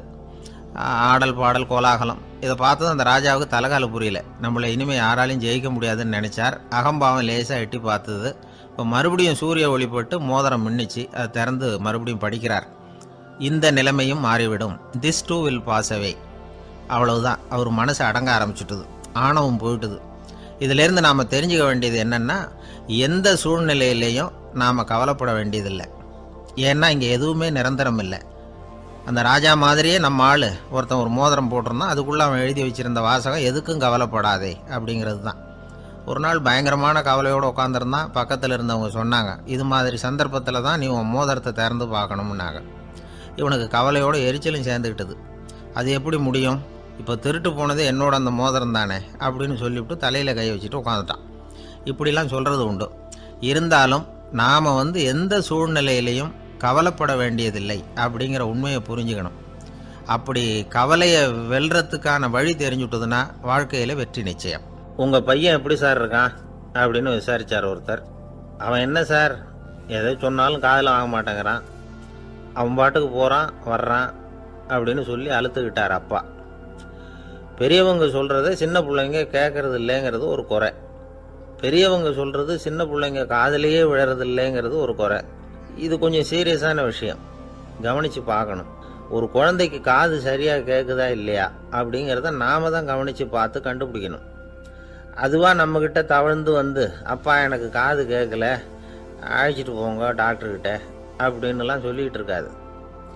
அது சரி, ஒரு குழந்தைக்கு காது சரிவர கேட்குதா இல்லையா அப்படிங்கிறத முன்கூட்டியே நாம் தெரிஞ்சுக்கிறது எப்படி? அதுக்கு சில வழி இருக்குது. உங்கள் குழந்தைய கொஞ்சம் அப்படி கவனித்து பாருங்கள். அடிக்கடி ஜலதோஷம், காதில் அரிப்பு ஏற்படுதா, மூக்கு விரிவாகவும் அப்புறம் டான்சில், அடினாய்டு, சத அழற்சி இது மாதிரி ஏதாவது இருக்கா, வாயிலிருந்து எச்சில் ஒழுகுதா, குழந்தை வாயினால் சுவாசிக்குதா, பற்கள் முன்னாடி தள்ளி வளருதா, இதெல்லாம் அதுக்கு அறிகுறி.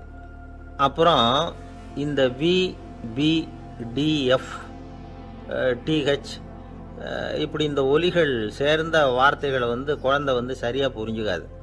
இப்போ உதாரணத்துக்கு பட்டுன்னு சொல்லு குழந்தை அப்படின்னீங்கன்னா அது கட்டுன்னு சொல்லும். அதாவது பட்டு சவுண்டை அதால் புரிஞ்சுக்க முடியல. அப்புறம் உங்கள் குழந்தை உங்களை உறக்க பேச சொல்கிறானா, அடிக்கடி கேள்வி கேட்குறானா, சாப்பிட்றப்போ கவனம் இல்லாமல் இருக்கானா, படிப்பில் போதுமான முன்னேற்றம் இல்லையா, வகுப்பில் சரியாக கவனிக்கிறது இல்லையா, இப்படிலாம் இருந்தால் ஆரம்பத்திலேயே டாக்டர்கிட்ட அழைச்சிட்டு போய் சிகிச்சையை ஆரம்பிச்சுடலாம், குணப்படுத்திவிடலாம். குழந்தைக்கு காது சரியாக கேட்கலன்னா நீங்கள் செய்ய வேண்டியது என்ன தெரியுமா? அவனுக்கு காது கேட்கலேங்கிறதுக்காக அவன் முன்னாடி சத்தம் போட்டு பேசக்கூடாது. மெதுவாக சீராக பேசணும், அவனை பார்த்து பேசணும். உங்கள் உதட்டு அசைவுகள் அவனுக்கு உதவும், அதை பார்த்தே புரிஞ்சுக்குவான். நீங்கள் வாயில் வெத்தலை பாக்கு போட்டுக்கிட்டோ புகை பிடிச்சிக்கிட்டோ பேசக்கூடாது. அப்படி பேசினா அவனால் அந்த உச்சரிப்பை சரியாக புரிஞ்சுக்க முடியாது. ஒரு வார்த்தையை சொல்கிறீங்க, அவனுக்கு புரியல அப்படின்னா அதே வார்த்தையை மறுபடியும் சொல்லணும். அவனுக்கு நீங்கள் முதல்ல சொன்ன வார்த்தை புரியலேன்னு நினச்சிக்கிட்டு மறுபடியும் திருப்பி சொல்கிறப்போ அதே அர்த்தம் வரக்கூடிய வேற வார்த்தையை சொல்லக்கூடாது. இப்படிலாம் நடந்துக்கிட்டா அவனுக்கு மன திடத்தை ஏற்படுத்த முடியும். இல்லைன்னா அவனுக்கு தாழ்வு மனப்பான்மை வந்துடும். குழந்தைக்கு காது கோளாறுன்னா ஆரம்பத்திலேயே டாக்டர்கிட்ட அழைச்சிட்டு போனால் போதும், குணப்படுத்தி விடலாம். அப்புறம் பார்த்துக்கலாமே அப்படின்னு அலட்சியமாக இருந்துட்டாதான் கஷ்டம். சில பேர் கோபத்தில் சின்ன பிள்ளைங்க காதை பிடிச்சி திருகிறது உண்டு. இது ரொம்ப தப்பு. காது கையோடு வந்துட்டா என்ன பண்ணுறது? ஒரு வேடிக்கை கதை, அது கதை தான், நிஜமாக நடந்ததில்லை, அது மாதிரி நடக்காது. ஒரு வேடிக்கைக்காக சொல்லப்படுற கதை. அதாவது ஒரு வீட்டில் அப்பா அம்மாவை பார்த்து சொல்லிகிட்டு இருக்கார், இதை பாரு, நாளைக்கு காலையில் என்னை சீக்கிரம் எழுப்பி விட்டுரு, நான் செங்கல்பட்டு வரைக்கும் போயிட்டு வர வேண்டியிருக்கு அப்படின்னாராம். இதை அவங்க பையன் காதில் வாங்கிட்டு இருக்கான். அப்பாவுக்கு சிரமம் வேண்டாமே அப்படின்னு நினச்சி அவனே காலையில் யாருக்கும் தெரியாமல் எழுந்திரிச்சு புறப்பட்டு செங்கல்பட்டு போட்டான். சாயந்தரமாக திரும்பி வந்தான். அப்பா பையனை காணாமல் அலமோதிக்கிட்டு இருக்கிறார். சாயந்தரமாக பையனை பார்த்ததும் எங்கடா போயிட்டு வந்தேன்னு கேட்டார் கோவமாக. செங்கல்பட்டுக்கு போயிட்டு வந்தேப்பா, நீ வீணா அலைய வேண்டாமேன்னு அப்படின்னா. எதுக்கடா போனேன்னு அதட்டினார். அதான்ப்பா, நீ நேற்று அம்மா கிட்ட சொல்லிக்கிட்டு இருந்த, அதை காதில் வாங்கினேன், உனக்காக நான் போயிட்டு வந்தேன் அப்படின்னா. உடனே எந்த காதில் வாங்கினேன் அப்படின்னு சொல்லி காதை பிடிச்சி திருகுனார். அந்த காது கையோடு வந்துட்டுது. இது நடந்து கொஞ்ச நாள் கழித்து அந்த அப்பாவும் பையனும் கடத்தெருவில் போயிட்டு இருக்கிறாங்க. எதிரில் ஒரு நாய் ஓடி வந்தது. அதுக்கு 2 காதும் இல்லை. என்ன இது, இந்த நாய்க்குட்டிக்கு 2 காதும் இல்லை அப்படின்னார் அப்பா. அதுக்கு பையன் சொல்கிறான், அப்பா அது 2 தடவை செங்கல்பட்டுக்கு போயிட்டு வந்திருக்கோம் அப்படின்னானா. ஒரே ஒரு ஊரில் ஒரு அம்மா இருந்தாங்க. அந்த அம்மாவுக்கு ஒரே ஒரு பிள்ளையாண்டான். அவனுக்கு ரொம்ப அக்கறையோடு கல்யாணம் பண்ணி வச்சாங்க. கல்யாணம் முடிஞ்சதும் மருமக பொண்ணு வீட்டுக்கு வந்து சேர்ந்தது. அப்பாடா, என் கடமை முடிஞ்சது, இனிமே அக்கடான்னு எங்கேயாவது ஒரு மூலையில் படுத்து கிடக்கலாம் அப்படின்னு நினச்சாங்க அந்த அம்மா. ஆனால் நினைக்கிறபடி எங்கே நடக்குது? அதுக்கப்புறம் தான் பிரச்சனையே ஆரம்பமாச்சு. மருமகள் குணம் சரியில்லை, ஒரு மாதிரி. அந்த பொண்ணு வீட்டுக்கு வந்ததுமே முதல் வேலையாக மாமியாரை பார்த்து, அதுதான் நான் வந்துட்டேன்ல, இனிமேல் உங்களுக்கு என்ன வேலைங்க, புறப்பட வேண்டியது தானே, காசி ராமேஸ்வரம்னு எங்கேயாவது போங்க அப்படின்னுட்டு தான். மாமியாரை பார்த்தாங்க, கொஞ்சம் யோசனை பண்ணாங்க. இந்த பாருமா, நீ இப்படி சொல்கிறதுக்கு முன்னாடியே வீட்டை விட்டு புறப்படணுங்கிற முடிவுக்கு நான் வந்துட்டேன். வீட்டை மட்டும் இல்லை, இந்த உலகத்தை விட்டே கூட போகிறதுக்கு தயாராக இருக்கிறேன். ஆனால் ஒரே ஒரு விஷயத்துக்காக என் உயிரை கையில் பிடிச்சிக்கிட்டு இருக்கிறேன் அப்படின்னாங்களாம். என்ன விஷயம்னு கேட்டது இந்த மருமக பொண்ணு. வேற ஒன்றும் இல்லை, என் பிள்ளைக்கு கல்யாணம் பண்ணி வச்சுட்டேன். ஒரு பேர புள்ள பிறந்து அதை என் கண்ணால் பார்த்துட்டேன்னா நான் எங்கே வேணும்னாலும் போகிறதுக்கு தயாராக இருக்கிறேன் அப்படின்னாங்களாம் அந்த மாமியார். மாமியார் இப்படி சொல்கிறதுலேயும் நியாயம் இருக்கிறதாக பட்டுது அந்த பொண்ணுக்கு. சரி, அப்படியே இருந்து பார்த்துட்டு போகலாம் அப்படின்னு அனுமதி கொடுத்தது. கொஞ்ச காலத்தில் ஒரு பேரன் பிறந்தான். அந்த அம்மாவும் பேரனை கண்ணால் பார்த்துட்டாங்க. சரி, பேரனை பார்த்தாச்சுல்ல, இனிமேல் புறப்பட வேண்டியது தானே அப்படின்னது மருமக பொண்ணு. மாமியார் பார்த்தாங்க, நீ சொல்கிறது சரிதாம்மா, அதில் ஒன்றும் தப்பு இல்லை. என்னோட பேரன் உங்களை அம்மா அப்பான்னு கூப்பிடுறதை என் காது குளிர கேட்டுட்டு போயிடுறேனே அப்படின்னாங்களாம். சரி, அந்த ஆசையை நிறைவேறட்டும் அப்படின்னு காத்துக்கிட்டு இருந்தாங்க. பேரன் வளர்ந்தான், நடந்தான், பள்ளிக்கூடம் போனால் பெரியவனானான். மருமக பொண்ணு மறுபடியும் மாமியாரை விரட்ட ஆரம்பிச்சுட்டுது, இன்னும் புறப்புள்ளையான்னு. இதை பாருமா, இது வரைக்கும் இருந்துட்டேன். பேரனோட கல்யாணத்தையும் கண்ணால் பார்த்தா தான் இந்த கட்டை வேகும் போல் இருக்குது அப்படின்னு சொல்லி ஒரு மாதிரியாக பேச ஆரம்பித்தாங்க. இதுவும் நியாயமான ஆசையாக தான் படுது அப்படின்னு அது யோசிச்சிருக்கு அந்த பொண்ணு. சரின்னு அதுக்கும் ஒத்துக்கிட்டது. உடனே பேரனுடைய கல்யாணமும் முடிஞ்சது ஒரு வழியாக. இனிமே ஒரு நொடி கூட இங்கே இருக்கக்கூடாது, புறப்படுங்க அப்படின்னு மாமியாரை விரட்டிச்சான் அந்த பொண்ணு. இப்போ அந்த மாமியார் தன்னோட மருமகளை பார்த்து சொல்கிறாங்க, இதோ கிளம்பிட்டேம்மா, என் மூட்டை முடிச்செல்லாம் கட்டிக்கிட்டேன், புறப்பட்டுவிட்டேன். அப்படியே நீயும் உன் துணிமணிகளை மூட்டை கட்டிக்கிட்டு கிளம்பிடும், என்னோட சேர்ந்து 2 பேருமா சேர்ந்து போயிடலாம் அப்படின்னாங்களாம். அந்த பொண்ணு முழிக்குது. முழிக்காதே, உனக்கும் ஒரு மருமக வந்துட்டா, இனிமேல் நீயும் ஒரு மாமியார் தானே, உனக்கும் இனிமேல் இங்கே வேலை இல்லை, புறப்படு அப்படின்னாங்களாம். அப்போ தான் அந்த பொண்ணு சிந்திக்க ஆரம்பிச்சுதான், தன்னோட தவறு புரிஞ்சுதான். இந்த தகவலை கேட்டுக்கிட்டு இருக்கிற மருமகள்லாம் இதை பற்றி கொஞ்சம் யோசித்து பார்க்கணுங்கிறதுக்காகத்தான் இதை சொல்கிறோம் மாமியார்கள் சார்பாக. கொஞ்ச நாளைக்கு முன்னாடி ஒரு பொண்ணை பார்த்து பேசுகிற சந்தர்ப்பம் கிடைச்சிது ஒரு கல்யாண வீட்டில். அந்த பொண்ணு சொல்லிச்சு, சார் எனக்கு கல்யாணம் ஆகி 15 வருஷம் ஆகுது, நான் மாமியார்கிட்ட சண்டை போட்டதே இல்லை அப்படின்னு ரொம்ப அடக்கமாக சொல்லிச்சு. அது எப்படிம்மா சாத்தியமாச்சுன்னு கேட்டோம். எனக்கு கல்யாணம் ஆகி 15 வருஷம்தான் ஆச்சு, ஆனால் என் மாமியார் செத்து போய் 20 வருஷத்துக்கு மேலே ஆயிட்டுது அப்படின்னுது. லோகமானிய பாலகங்காதர திலகர் இருந்தார்ல, அவருக்கு 15 வயசுலேயே கல்யாணம் நடந்துதான். மனைவி பேர் தபிபாய், ரொம்ப பெரிய குடும்பத்து பொண்ணு, நல்ல குணம். அவங்க குடும்பம் நடத்திக்கிட்டு இருக்கிறாங்க. அந்த காலத்தில் திருடர்கள் பயம் அதிகம். இந்த காலத்தில் மட்டும் என்னன்னு கேட்குறீங்களா? நீங்கள் கேட்குறது நியாயம்தான். இருந்தாலும் இந்த காலத்து திருடனுக்கும் அந்த காலத்து திருடனுக்கும் ஒரு முக்கியமான வித்தியாசம் உண்டு. அதாவது அந்த காலத்து திருடன்லாம் நியாயம் அநியாயம் பார்க்குறது உண்டு, இந்த காலத்தில் அப்படி பார்க்குறது இல்லை. அந்த காலத்தில் திருட வர்றவங்கள்ட்ட கூட ஒரு தார்மீக உணர்வு உண்டாம். அதாவது அப்போ உள்ள கொள்ளைக்காரங்க எதை களவாடினாலும் சரி, அரிசியை மட்டும் களவாடுறது இல்லையா, அப்படி ஒரு கொள்கை. அதனால் பாருங்கள், அந்த காலத்து பெண்கள் நகை நட்டுகளை பத்திரமா வைக்கணும்னா பெட்டியில் வைக்கிறது இல்லை, அரிசி பானையில் போட்டு வச்சு விடுறது. இப்போல்லாம் பேங்க்கில் சேஃப்டி லாக்கர்னு இருக்குல்ல, அது மாதிரி அந்த காலத்தில் சேஃப்டி லாக்கருங்கிறது அரிசி பானை.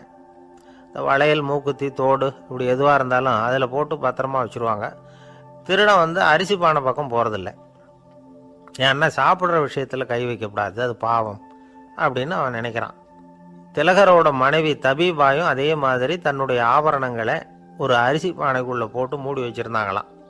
இப்படி இருந்தப்போ ஒரு நாள் ஒரு பிச்சைக்கார பொண்ணு வீடு வீடாக பிச்சை கேட்டுக்கிட்டே வந்திருக்குது. திலகர் வீட்டுக்கும் தர்மம் போடுங்க தாயே அப்படின்னு தான் அந்த பொண்ணு. அந்த அம்மா தபிபாய் காதில் இது விழுந்திருக்கு. உடனே கை நிறைய அரிசி அள்ளிக்கிட்டு போட்டிருக்கு. பாத்திரத்தில் அரிசியை போட்டதுக்கு அப்புறம் தான் தெரியுது, பளிச்சுன்னு கண்ணில் படுது. அதாவது அந்த அம்மாவோட வைர மூக்குத்தி ஒன்று அரிசியோடு சேர்ந்து அந்த பிச்சைக்கார பொண்ணு பாத்திரத்தில் போய் விழுந்துட்டுது. இந்த அம்மாவுக்கு மனசுக்குள்ளே குழப்பம், என்ன இப்படி ஆகிட்டுதே, மூக்குத்தி போயிட்டுதே, பிச்சை பாத்திரத்துலேருந்து அதை எப்படி எடுக்கிறது அப்படின்னு தயக்கம். வாயை திறந்து அதை கேட்கறதுக்கும் கூச்சம். திண்ணையில் உட்கார்ந்திருந்த திலகர் இவ்வளவையும் பார்த்துக்கிட்டு இருக்கிறார். மனைவியின் மனசுக்குள்ள நடக்கிற மௌன போராட்டத்தை அவர் நல்லா புரிஞ்சுக்கிட்டாராம். மனைவியை பார்த்து சொன்னாராம், தபீபாய், இது தெய்வ சம்மதம். அவளுக்கு சேர வேண்டிய மூக்குத்தி அவகிட்ட போயிட்டுது. பிச்சை பாத்திரத்தில் விழுந்த மூக்குத்தியை எடுக்க வேணாம் அப்படின்னாராம். சரின்னு சொல்லிவிட்டு மேற்கொண்டு எதுவும் சொல்லாமல் அந்த அம்மா வீட்டுக்குள்ளே போயிட்டாங்களாம். இந்த காலத்துலலாம் அது மாதிரி நடக்குமா? வெறும் அரிசியை போட்டுட்டு விவகாரம் பண்ணிட்டு இருக்க மாட்டோமா? ஒரு பெரிய மனுஷன் வீட்டுக்கு ஒரு பிச்சைக்காரன் வந்தான். ஐயா, நாங்கள் பிச்சைக்காரங்கள்லாம் சேர்ந்து ஒரு சங்கம் வச்சுருக்குறோம், அதுக்கு நிதி சேர்க்குறோம், அதுக்கு ஒரு 100 ரூபா கொடுத்தீங்கன்னா எங்களுக்கு பெரிய உதவியாக இருக்கும் அப்படின்னானா. அதெல்லாம் ஒன்றும் கொடுக்க முடியாது போ அப்படின்னாரான் அவர். அப்படின்னா ஒரு 50 ரூபாயாவது கொடுங்களேன் அப்படின்ட்டுருக்கான். அதுவும் முடியாதுன்னு சொல்லிவிட்டார். 25 ரூபா அப்படின்ட்டுருக்கான். எதுவும் முடியாது அப்படின்னாரான். சரிங்க, இவ்வளவு பெரிய வீட்டுக்கு வந்துட்டு வெறுங்கையோடு திரும்புறது நல்லா இருக்காது, அதனால சும்மா ஒரு 1 ரூபா மட்டுமாவது கொடுங்க அப்படின்ட்டுருக்கான் அவன். ஒரு பைசா கூட என்கிட்ட கிடையாது அப்படின்னு விட்டாரான் இவர். அப்படின்னா நீங்கள் ஒரு காரியம் பண்ணுங்களேன் அப்படின்னானா அவன். என்ன செய்யணும் அப்படின்ட்டுருக்கார். எங்கள் சங்கத்தில் நீங்களும் ஒரு மெம்பராக சேர்ந்துருங்க அப்படின்னானா. காஞ்சிபுரத்தில் பல்லவ ராஜா ஒரு கோவில் கட்டினார், கைலாசநாதர் கோவில். அதுக்கு கும்பாபிஷேகம் பண்ணுறதுக்கு ஒரு நாள் குறிப்பிட்டு அதுக்கு வேண்டிய ஏற்பாடுகள்லாம் பண்ணினார். முதல் காரியமாக கடவுளை வேண்டிக்கிட்டார், நீங்கள் இந்த கும்பாபிஷேகத்துக்கு நேரில் வந்து கலந்துக்கணும்னார். கடவுள் அந்த ராஜா கனவுல வந்தார். நீ கும்பாபிஷேகம் வச்சிருக்கிற அதே நாளில் அதே நேரத்தில் எனக்கு இன்னொரு ஊரில் ஒரு கும்பாபிஷேகம் இருக்குது, அதுக்கு போக வேண்டியிருக்கு. அதாவது திருநின்ற ஊரில் என்னுடைய பக்தர் ஒருத்தர், அவரும் ஒரு கோயில் கட்டி கும்பாபிஷேகம் செய்கிறார், நான் அதுக்கு போக வேண்டியிருக்கு, அதனால் உன்னுடைய தேதியை நீ மாற்றி வச்சுக்கோ அப்படின்னார். கடவுள் தான் எங்கேயும் இருக்கிறவராச்சே, அவர் நினச்சா 2 இடத்துலையும் இருந்து கோயில் கும்பாபிஷேகத்தை நடத்த முடியாதா? ஏன் அப்படி செய்யலை? அது ஒரு முக்கியமான காரணத்துக்காகத்தான். திருநின்ற ஊரில் இருந்த பூசலாருங்கிற அந்த அடியாரின் பெருமையை இந்த உலகத்துக்கு எடுத்து காட்டணுங்கிறதுக்காகத்தான் கடவுள் அந்த ராஜா கிட்ட அப்படி சொன்னார். சரி, அந்த அடியார் அப்படி என்னதான் பெருசாக கோயில் கட்டி விட்டார்? ராஜா கட்டின கோயிலை விட பெருசா? அவர் கட்டினது கருங்கல்லாலேயோ மண்ணாலேயோ மரத்தாலேயோ இல்லை. அவர் கட்டின கோயில் வேற மாதிரி. அது மனசால கட்டின கோயில், மனசுக்குள்ளே இருக்கிற கோவில், மனக்கோவில். அந்த அடியார் தன்னோட மனசுக்குள்ள மாசக்கணக்காக ஒவ்வொரு கல்லாக சேர்த்து கட்டின கோவில். இந்த விஷயம் ராஜாவுக்கு தெரியாது. அவர் என்ன நினச்சுட்டாரு, அது நாம கட்டின கற்கோயிலை விட ரொம்ப பெருசாக இருக்கும் போல இருக்கு அப்படின்னு நினச்சிட்டார். சரி, அப்பேற்பட்ட அந்த கோயிலை தரிசனம் பண்ணிவிட்டு வருவோம் அப்படின்னு நினச்சி ராஜா திருநின்ற ஊருக்கு போகிறார். அங்கே போய் பார்த்தா கோயிலையும் காணும், ஒன்றையும் காணும். கடைசியில் பூசலார் கட்டின மனக்கோவில் தான் அதுங்கிறத அவர் புரிஞ்சுக்கிறார். உடனே அந்த அடியாரின் காலில் விழுந்து வணங்குறார். அவரோ, இது மனசால முயன்ற கோவில், இதுக்கு இத்தனை பெருமையா அப்படின்னு ஆச்சரியப்படுறார். இதில் ஆச்சரியப்படுறதுக்கு ஒன்றும் இல்லை. ஆண்டவன் விரும்புறது அகபக்தியையே தவிர புற தோற்றங்களே அல்ல. இதை நாம் புரிஞ்சுக்கிட்டோம்னா நமக்குள்ள எந்த வேறுபாடுகளும் வர்றதுக்கு வழியே இல்லை. இன்னொரு ராஜா இருந்தார். அவர் ஆண்டவனுக்கு படைக்கிறதுக்காக ஒரு தார் நல்ல செவ்வாழைப்பழமாக எடுத்துக்கிட்டு போகணும்னு நினச்சார். அதனால் முத நாளே அதை வாங்கிட்டு வர சொன்னார் வேலைக்காரங்கிட்ட. வேலைக்காரன் போனால் கடைத்தெருவில் ஒரு தார் பழம் வாங்கினான். வர்ற வழியில் அவன் குடிசை. அப்படியே எட்டி பார்த்துட்டு போவோமேன்னு நினச்சான். போனான். அங்கே இவனோட குழந்தை பாவம் பசியால் கத்திக்கிட்டு இருக்கு. இவன் பார்த்தான், இவ்வளவு பெரிய தாரில் ஒரு 2 பழம் எடுத்தா தெரியவா போகுது அப்படின்னு நினச்சி ஒரு 2 பழத்தை பிச்சு அந்த குழந்தைகிட்ட கொடுத்தான். அதை வாங்கி வயிறார சாப்பிட்டுது. பசி அடங்குச்சு, விளையாட போட்டுது. இவன் அதுக்கப்புறம் வாழைப்பழத்தை எடுத்துக்கிட்டு அரண்மனைக்கு வந்தான். 2 பழம் பிச்சிருக்கிறது ராஜாவுக்கு தெரிஞ்சு போச்சு. இவன் உண்மையை சொல்லிவிட்டான். உடனே ராஜா, கடவுளுக்கு படைக்க வேண்டிய பொருளை குழந்தை எச்சில் பண்ண விட்டுருக்கியே அப்படின்னு சொல்லி அவனை கட்டி வச்சு சாட்டையால் அடித்தார் பாவம். மறுநாள் பழத்தை கோயிலுக்கு எடுத்துகிட்டு போனார். கடவுள் முன்னாடி வச்சார். கடவுள் கண்ணை திறந்து பார்த்தார், பழம்லாம் அழுகி இருக்குது. என்ன இது அழுகி போன பழம் அப்படின்னார். ராஜா முழிச்சார். நல்லா தானே இருந்தது அப்படின்னு நினச்சார். அப்போ கடவுள் அந்த ராஜா கிட்ட சொன்னாராம், இதை பார்ப்பா, இந்த தாரில் 2 பழம் தான் நல்ல பழம், அந்த 2 பழங்களையும் நேற்றுக்கே நான் சாப்பிட்டுட்டேன் அப்படின்னாராம். அப்போ தான் ராஜாவுக்கு புரிஞ்சுது, ஏழை குழந்தையின் பசியை தீர்க்கறதுக்காக உதவின அந்த 2 பழம்தான் இறைவன் சாப்பிட்ட பழம்னு. இறைவன் இருக்கிற இடம் எது? இதுதான். ஒரு அப்பாவுக்கு 2 பிள்ளைங்க. மூத்தவன் ரொம்ப அடக்கம். அப்பா எது சொன்னாலும் கேட்பான். பெரியவங்களுக்கு கீழ்ப்படிஞ்சு நடப்பான். இளையவன் அப்படி இல்லை, தான் நினச்சதை தான் சொல்லுவான், செய்வான். அடுத்தவங்க சொல்கிறத கேட்க மாட்டான், அடங்கி நடக்க மாட்டான். இந்த 2 பேரில் யாரை உங்களுக்கு பிடிக்கும்? பெரியவனை தான் பிடிக்கும். ஏன்னா அவன் தான் சொல்கிற பேச்சை கேட்குறவன் அப்படின்னு சொல்லுவீங்க. ஆனால் ஒரு ஞானி என்ன சொல்கிறார் தெரியுமா? ஒரு குழந்தை அதன் அறிவுக்காக மதிக்கப்பட வேண்டுமே தவிர அதனுடைய கீழ்ப்படியும் தன்மைக்காக அல்ல அப்படிங்கிறார். நம்ம குழந்தைகளை சுயமாக சிந்திக்கிறதுக்கு நாம் விடுறதில்ல. மற்றவங்களை பார்த்து காப்பி அடிக்கிறதுக்கு தான் நாம் அவங்களுக்கு கற்றுக் கொடுக்குறோம். புகழ்பெற்ற மனிதர்கள் சிலருடைய பேரை சொல்லி நீயும் அவர் மாதிரி ஆகணும், இவர் மாதிரி ஆகணும் அப்படின்னு சொல்லிகிட்டே இருக்கிறோம். குழந்தைகள் தங்களுடைய தனித்தன்மையை வளர்த்துக்கிறதுக்கு நாம் தடையாக இருக்கிறோம். ஒரு குழந்தைகிட்ட அனாவசியமாக நம்பிக்கையை வளர்த்துடக்கூடாது, எந்த கோட்பாட்டையும் திணிக்கக்கூடாது. நாம் ஏற்கனவே அர்த்தமில்லாத கருத்துக்களையும் கொள்கைகளையும் மனசில் போட்டு நிரப்பி வச்சுருக்கிறோம். இந்த உலகத்துக்கு புதுசாக சேர்ந்திருக்கிற ஒரு குழந்தையின் தூய்மையான மனசில் நம்ம கருத்துக்களை அறிமுகம் செய்ய அல்லது திணிக்கிறதுக்கு நமக்கு எந்த அதிகாரமும் கிடையாது. ஒரு குழந்தைய நீ இந்த மதத்தை சேர்ந்தவன் அப்படின்னு பிறந்ததுமே ஒரு முத்திரை குத்தி விடுறோம். இது அதோட சுதந்திரத்தை ஆரம்பத்திலேயே கிள்ளி எறிகிறது மாதிரி தான். நீங்கள் ஒரு மதத்தின் வழிமுறைகளை கடைப்பிடிச்சிக்கிட்டு வர்றீங்க, அந்த வழியில் போய்கிட்டு இருக்கிறீங்க, சரி, அதனால் போகிறீங்க. அதுக்காக உங்கள் குழந்தையையும் அதே வழியில் தான் வரணும் அப்படின்னு கட்டாயப்படுத்துறதுக்கு உங்களுக்கு என்ன உரிமை இருக்குது? அந்த குழந்தை சுயமாக சிந்திச்சு ஒரு முடிவுக்கு வரட்டுமே, அதுக்கு நீங்கள் ஏன் தடையாக இருக்கிறீங்க? நமக்கு உண்மையிலேயே நம்ம குழந்தை மேலே அன்பு இருந்தால் இது மாதிரி திணிப்பு வேலைகளை செய்யக்கூடாது. திணிப்பு வேலைகளிலிருந்து குழந்தைகளை காப்பாற்றினா போதும். அதுதான் ரொம்ப முக்கியம். அடுத்த தலைமுறை அற்புதமான தலைமுறையாக உருவாகும். நாம் தான் சாதி மத சங்கடங்களில் மாட்டிக்கிட்டு தவிக்கிறோம். அவங்களாவது சாதி மத வேறுபாடு இல்லாத சமுதாயத்தை பார்க்கட்டுமே, அந்த சௌகரியங்களை அனுபவிக்கட்டுமே. அதுக்கு நாம் என்ன செய்யணும்னா ஒன்றும் செய்யாமல் இருந்தால் போதும். ஒரு குழந்தைகிட்ட நம்ம கருத்தை திணிக்கும் பொழுது என்ன ஆகுது தெரியுமா? அது அவனை அவங்ககிட்ட இருந்தே அப்புறப்படுத்தி விடுது, அவனுடைய தனித்தன்மையை அழிச்சுடுது, அவனை ஒரு எல்லைக்குள்ளே திணிச்சுடுது. இதெல்லாம் அன்புங்கிற பேரால் பெற்றோர்கள் செய்கிற தப்பு. இதெல்லாம் கேட்டுக்கிட்டு இந்த காலத்தில் அப்பா ஒருத்தர் சொன்னார், நான் கருத்துக்களை எல்லாம் என் பையன்கிட்ட திணிக்கிறது இல்லைங்க, ஆனால் அதிகமாக சாப்பிட சொல்லி கட்டாயப்படுத்துவேன் அப்படின்னார். உங்கள் வீட்டு சமையல் அவ்வளோ நல்லா இருக்குமான்னு கேட்டாங்க. நல்லா இருந்தால் நான் ஏன் அவனை சாப்பிட சொல்லி கட்டாயப்படுத்த போகிறேன் அப்படின்னார். ஒரு ஊரில் ஒரு மன்னன் இருந்தான், கொடுங்கோல் மன்னன். நிறைய தொந்தரவு பண்ணிக்கிட்டு இருந்தான். அவன் ஒரு தடவை என்ன பண்ணான் தெரியுமா? ஒரு தப்பும் பண்ணாத ஒரு இளைஞனை பிடிச்சி ஜெயிலில் அடைச்சுட்டான். அந்த பையனோட சொந்தக்காரங்கள்லாம் ராஜா கிட்ட போனாங்க. அவன் ஒரு தவறும் பண்ணலை, அவனை விடுதலை பண்ணுங்க அப்படின்னு கெஞ்சி கேட்டுக்கிட்டாங்க. மன்னன் யோசனை பண்ணான். அந்த இளைஞனை கூப்பிட்டுக்கிட்டு வர சொன்னான். அவனை கொண்டாந்து ராஜா முன்னாடி நிறுத்தினாங்க. இதை பாருப்பா, உன்னை நான் விடுதலை பண்ணுவேன், ஆனால் ஒரு கண்டிஷன். அந்த நிபந்தனையை நீ நிறைவேற்றினா உனக்கு விடுதலை அப்படின்னா மன்னன். சரின்னு ஒத்துக்கிட்டான் பையன். மன்னன் கண்டிஷன் என்னங்கிறத சொன்னான். உங்ககிட்ட ஒரு செம்மறி ஆட்டை கொடுக்க போகிறேன், 1 மாதத்துக்கு அதுக்கு தேவையான தீனியையும் கொடுக்க போகிறேன். 1 மாதம் கழித்து அந்த ஆட்டை எடை போட்டு பார்ப்பேன். அந்த ஆட்டின் எடை கொஞ்சம் கூட கூடி இருக்கக்கூடாது. எடை கூடி இருந்தால் உனக்கு விடுதலை கிடையாது. என்ன சொல்கிற அப்படின்னா. பையனுக்கு ஒன்றும் புரியல, பயமாக போட்டுது. குழம்பிக்கிட்டே நின்றுக்கிட்டு இருக்கிறான். சரி, 1 நாள் டைம் தரேன், நல்லா யோசனை பண்ணி பார்த்துட்டு நாளைக்கு உன் முடிவை சொல்லு அப்படின்னா மன்னன். பையன் கவலையோடு வெளியில் வந்தான். அங்கே ஒரு பெரியவர் நின்றுக்கிட்டு இருந்தார். அவர்கிட்ட விஷயத்தை சொன்னான். அந்த பெரியவர் இந்த பையனுக்கு காதோட காதாக ஒரு வழியை சொல்லி கொடுத்தார். அதை கேட்டதும் பையன் மறுபடியும் மன்னன் முன்னாடி நின்னா, உங்கள் நிபந்தனையை ஏற்றுக்கிறேன்னு சொன்னான்.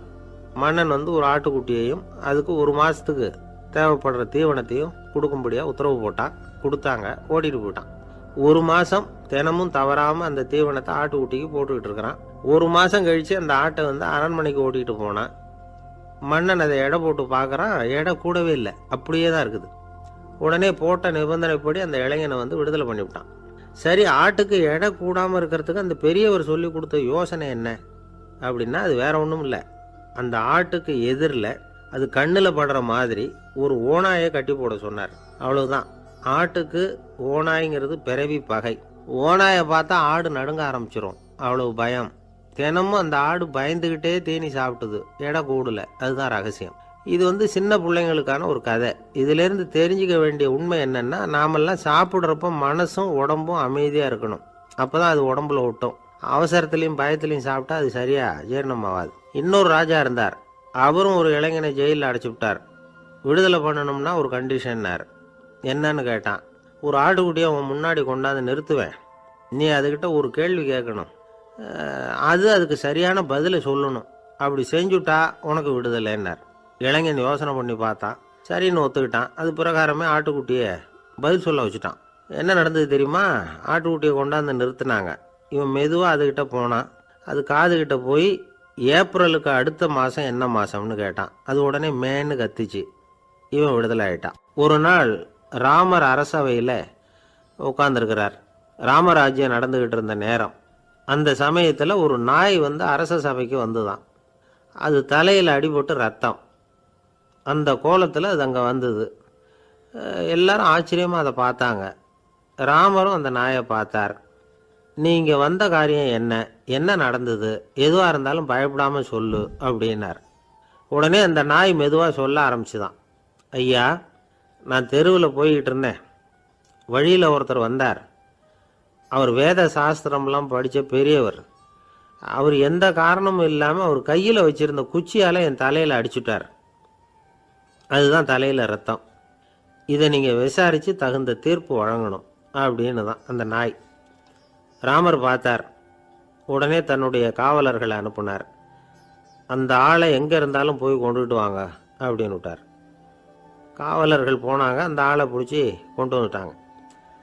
அரண்மனைக்கு வா அப்படின்னு சொல்லி கூப்பிட்டுட்டு வந்துட்டாங்க.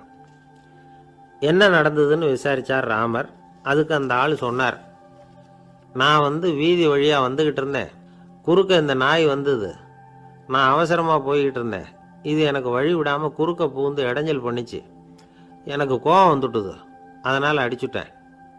வேத சாஸ்திரம் படித்த நான் என் வசம் இழந்து கோபப்பட்டது பெரிய தப்பு தான். அதை நான் ஒத்துக்கிறேன். குற்றத்தை ஒப்புக்கொள்கிறேன். எனக்கு என்ன தண்டனை கொடுக்கணுமோ அதை கொடுங்க, ஏற்றுக்கிறேன் அப்படின்னு விட்டார். சரி, இப்போ அந்த ஆளுக்கு தண்டனை கொடுக்கணும். என்ன தண்டனை கொடுக்கறது யோசனை பண்ணார் ராமர். அதையும் அந்த நாய்கிட்டே கேட்டார். நீயே சொல்லு, என்ன தண்டனை கொடுக்கலாம் இவருக்கு அப்படின்னார். இதுக்கு அந்த நாய் என்ன சொல்லிச்சு தெரியுமா? இவரை ஏதாவது ஒரு கோயிலுக்கு தர்மகர்த்தாவாக நியமனம் பண்ணிவிடுங்க, அதுதான் இவருக்கு சரியான தண்டனை அப்படின்னுது. இதை கேட்டதும் ராமர் முகத்தில் புன்னகை. ஆனால் அங்கே இருந்த மற்றவங்களுக்கெல்லாம் ஆச்சரியம். அது எப்படி தப்பு செஞ்சவங்களுக்கு தண்டனை கொடுக்கறது தானே நியாயம், அதை விட்டுட்டு தர்மகர்த்தா பதவியை கொடுக்க சொல்லுதே இந்த நாய் அப்படிங்கிற ஆச்சரியம். இந்த சந்தேகத்தை அந்த நாய்கிட்டேயே கேட்டாங்க அங்கே இருந்தவங்க. இதுக்கு அந்த நாய் பதில் சொல்லிச்சான். நான் போன பிறவியில் ஒரு கோயிலுக்கு தர்மகர்த்தாவாக இருந்தேன். எவ்வளவோ கவனமாக எச்சரிக்கையாக தான் என்னுடைய கடமைகளெல்லாம் செஞ்சுக்கிட்டு வந்தேன். அப்படி இருந்தாலும் சில சமயங்களில் என்னையும் மீறி கோயில் செல்வத்தை நான் அனுபவிக்கிறதுக்கு காரணமாயிட்டேன். ஒரு கோவிலுக்கு தர்மகர்த்தாவாக இருக்கிறவங்க எப்படியும் இந்த பாவத்திலேருந்து தப்பிக்கிறது கஷ்டம். அதனால தான் நான் இந்த பிறவியில் நாயாக பிறந்து இப்படி கஷ்டப்படுறேன். இதே நிலைமை இந்த ஆளுக்கும் ஏற்படணும் அப்படிங்கிறதுக்காக தான் அவரையும் ஒரு கோயிலுக்கு தர்மகர்த்தாவை நியமிக்கும்படி கேட்டுக்கிட்டேன் அப்படின்னு தான் இந்த நாய். இதிலேருந்து என்ன தெரியுது? எந்த பதவியில் நாம் இருந்தாலும் நமக்கு தெரியாமல் கூட அதை தவறாக உபயோகப்படுத்தக்கூடாதுங்கிறத இதிலேருந்து புரிஞ்சுக்கணும். இல்லைன்னா அடுத்த பிறவியில் நாயாக பிறந்து எங்கேயாவது போய் வாழை ஆட்டிகிட்டு நிற்க வேண்டியது தான். கோவில் வாசலில் 2 நாய் பேசிக்கிட்டு இருந்து தான். போன ஜென்மத்தில் நான் மனுஷனாக தான் இருந்தேன். ஒரு கோவில் பூசாரி பேச்சை கேட்டுவிட்டு அவரோட கூட்டு சேர்ந்துக்கிட்டு ஆண்டவன் போட்டிருந்த நகையெல்லாம் அபகரித்து என்கிட்ட கொடுத்தாரு அவர். நான் எடுத்துகிட்டு வந்துட்டேன். திருடினது அந்த ஆள் தான், எடுத்துக்கிட்டு வந்தது தான் நான். இருந்தாலும் நான் மட்டும் நாயாக பிறந்துட்டேன். இப்போ மட்டும் அந்த பூசாரி என்கிட்ட மாட்டினா கடித்து குதறி விடுவேன் அப்படின்னு தான். அவசரப்பட்டு அப்படி செஞ்சுடாதே. பதிலுக்கு அவரும் உன்னை திருப்பி கடித்தாலும் கடிச்சிருவார். ஏன்னா அவரும் இப்போ ஒரு நாயாக தான் பிறந்திருக்கிறார் அப்படின்னு தான் இன்னொன்று. அது எப்படி உனக்கு தெரியும்னு தான் இது. நான் தானே அது அப்படின்னு தான் அந்த நாய். கணவன் மனைவி அன்பாக இருக்கணும். ஒருத்தர் நல்லா புரிஞ்சுக்கணும். விட்டு கொடுக்குற மனப்பான்மை வேணும். அதுதான் ஒரு நல்ல குடும்பம். இன்றைக்கி பல குடும்பங்களில் அர்த்தமில்லாத சண்டைகள் தான் அதிகம். கிராமப்புறங்களில் வேடிக்கையாக ஒரு கதை சொல்லுவாங்க. ஒரு ஊரில் ஒரு ஆள் இருந்தான். வேலை வெட்டி இல்லாமல் சும்மாவே இருந்தான். அவனுக்கு கல்யாணம் பண்ணி வச்சாங்களாம். மனைவி சேர்ந்தா. சும்மாவே உட்காந்துருக்கிறியே, ஏதாவது சம்பாதிக்கிற வழியை பாரு அப்படின்ட்டுருக்கா. அதுக்கு தான் யோசனை பண்ணிகிட்டு இருக்கிறேன். ஒரு அருமையான ஐடியா அப்படின்னு நானா. என்ன அது சொல்லு அப்படின்ட்டுருக்கா அவன். ஒரு ஆட்டுக்குட்டி வாங்க போகிறேன்ருக்கான். அதை வாங்கி என்ன பண்ண போகிறேன்னா, அந்த குட்டி வளரும், பெருசாகும், அதுக்கப்புறம் அது நிறைய குட்டி போடும் அப்படின்ட்டுருக்கான். சரி, அப்புறம் அப்புறம் என்ன, அதையெல்லாம் சந்தையில் கொண்டுட்டு போய் விற்றுவிட்டு அந்த காசுக்கு ஒரு எருவு மாடு வாங்கலாம். சரி, அது எதுக்கு? எருவு மாடு நிறைய பால் கொடுக்கும், அதை கொண்டுகிட்டு போய் பால் பண்ணையில் கொடுப்பேன், அல்லது நானே விற்றுருவேன், கை நிறைய காசு கிடைக்கும். அதுக்கப்புறம் ஒரு பசுமாடு வாங்குவேன், பாலையும் விற்கலாம், நாமளும் காய் போட்டு சாப்பிட்லாம், இப்படிலாம் சொல்லியிருக்கான். அப்போ அந்த பொண்ணு சொல்லிச்சான், அடுத்த தெருவில் இருக்கிற எங்கள் அம்மா வீட்டுக்கும் கொஞ்சம் பால் கொடுத்து அனுப்பலாம் அப்படின்ட்டுருக்கான் அந்த பொண்ணு. இந்த இடத்துல கணவனுக்கு கோவம் வந்துட்டுது. அது எப்படி உங்கள் அம்மா வீட்டுக்கு எதுக்கு கொடுக்கணும், அதெல்லாம் முடியாதுன்றிருக்கான். இந்த இடத்துல சண்டை ஆரம்பமாயிட்டுது. கொஞ்ச நேரத்தில் 2 பேரும் சத்தம் போட ஆரம்பிச்சிட்டாங்க. கடுமையான சண்டை நடக்கிறத பக்கத்து வீட்டுக்காரன் காதில் வாங்கினான். அவன் ஓடியாந்தான். அவனுக்கு தெரியும், வாங்காத மாட்டுக்காக இப்படி சண்டை போட்டுக்கிட்டு இருக்கிறாங்கங்கிறது அவனுக்கு புரியும். அவன் ஓடி வந்து சொன்னான், ஏண்டா உன்னோட பசுமாட்டை ஒழுங்காக கட்டி போடக்கூடாதான்ருக்கான். என்னடா சொல்கிறேன்னா இவன், உன் மாடு என் தோட்டத்தில் வந்து மேய்ஞ்சுட்டுது, பயிரெலாம் நாசமாயிட்டுது, 10,000 ரூபா அளவுக்கு சேதம், அதை வாங்கிட்டு போகிறதுக்கு தான் வந்தேன், குட்ரா 10,000 நானா. இவன் அரண்டு போயிட்டான். அப்புறம் சொன்னான், டே நான் இன்னும் மாடே வாங்கலையே, அதுக்குள்ளே அது வந்து எப்படிடா உன் தோட்டத்தில் மேயும், என்னடா உளர்றேன்ருக்கான். நீ தாண்டா இப்போ உளறிக்கிட்டு இருக்க, மாடே வாங்கலை, அதுக்குள்ளே எப்படிடா வந்து உன்னுடைய மனைவி அவங்க அம்மா வீட்டுக்கு பால் கொடுத்து அனுப்ப முடியும் அப்படின்னு அவன் கேட்டானா. நம்மளுக்கு இப்போ தான் புத்தி வந்துதான், அர்த்தமே இல்லாத சண்டை போட்டுக்கிட்டு இருக்கிறோம் அப்படிங்கிறத அவன் புரிஞ்சுக்கிட்டானான். இது நம்ம முன்னோர்கள் சொல்லியிருக்கிற ஒரு கதை. சண்டையில் தான் அர்த்தம் இல்லையே தவிர கதையில் அர்த்தம் உண்டு. அதாவது இல்லாத விஷயங்களுக்காக சண்டை போட்டுக்கிட்டு இல்லறத்தை வீணாக்கிக்கிட்டு இருக்கிற மனிதர்கள் இன்றைக்கு நிறைய பேர் இருக்கிறாங்க. ஒருத்தன் தன்னுடைய மனைவியை பற்றி மாமனார்கிட்ட புகார் சொன்னானா, மாமா உங்கள் பொண்ணு அர்த்தமில்லாத சண்டை போடுறா, எதுக்கு எடுத்தாலும் எடுத்தெறிஞ்சு பேசுகிறா அப்படின்ட்டுருக்கான். நீ எப்படி மாப்பிள்ளை அதை சமாளிக்கிற அப்படின்னு கேட்டிருக்காரு அவர். அவள் எடுத்தெறியறது என் மேலே படாமல் ஒதுங்கி நின்றுக்கிறேன் அப்படின்னு நானா இவன். ஒரு சிகை அலங்கார கூடம், ரொம்ப சுறுசுறுப்பாக எல்லாரும் வேலை செஞ்சுக்கிட்டு இருக்கிறாங்க. முடிவெட்டிக்க வந்திருக்கிறவங்க நிறைய பேர், எல்லாரும் வரிசையாக உட்காந்துருக்குறாங்க. அந்த சமயத்தில் திடீர்னு கதவை திறந்துக்கிட்டு ஒருத்தர் உள்ளே வர்றார். அவர் ஒரு பெரிய மனிதர். அவரும் முடிவெட்டிக்கிறதுக்காக தான் உள்ளே வந்திருக்கிறார். அவரை பார்த்த உடனே அங்கே வரிசையில் உட்காந்துருந்தவங்க எல்லாரும் எழுந்திரிச்சு அவர்கிட்ட வந்துட்டாங்க. அவரை சுற்றி நின்றுக்கிட்டாங்க. எப்படி இருக்கிறீங்க, நல்லா இருக்கீங்களா அப்படின்னு விசாரிக்க ஆரம்பிச்சிட்டாங்க. எல்லாம் முடிஞ்சதும் வந்தவர் கேட்டார், வரிசையில் கடைசியாக இருக்கிறவர் யார் அப்படின்னு கேட்டார். ஏன்னு கேட்டாங்க.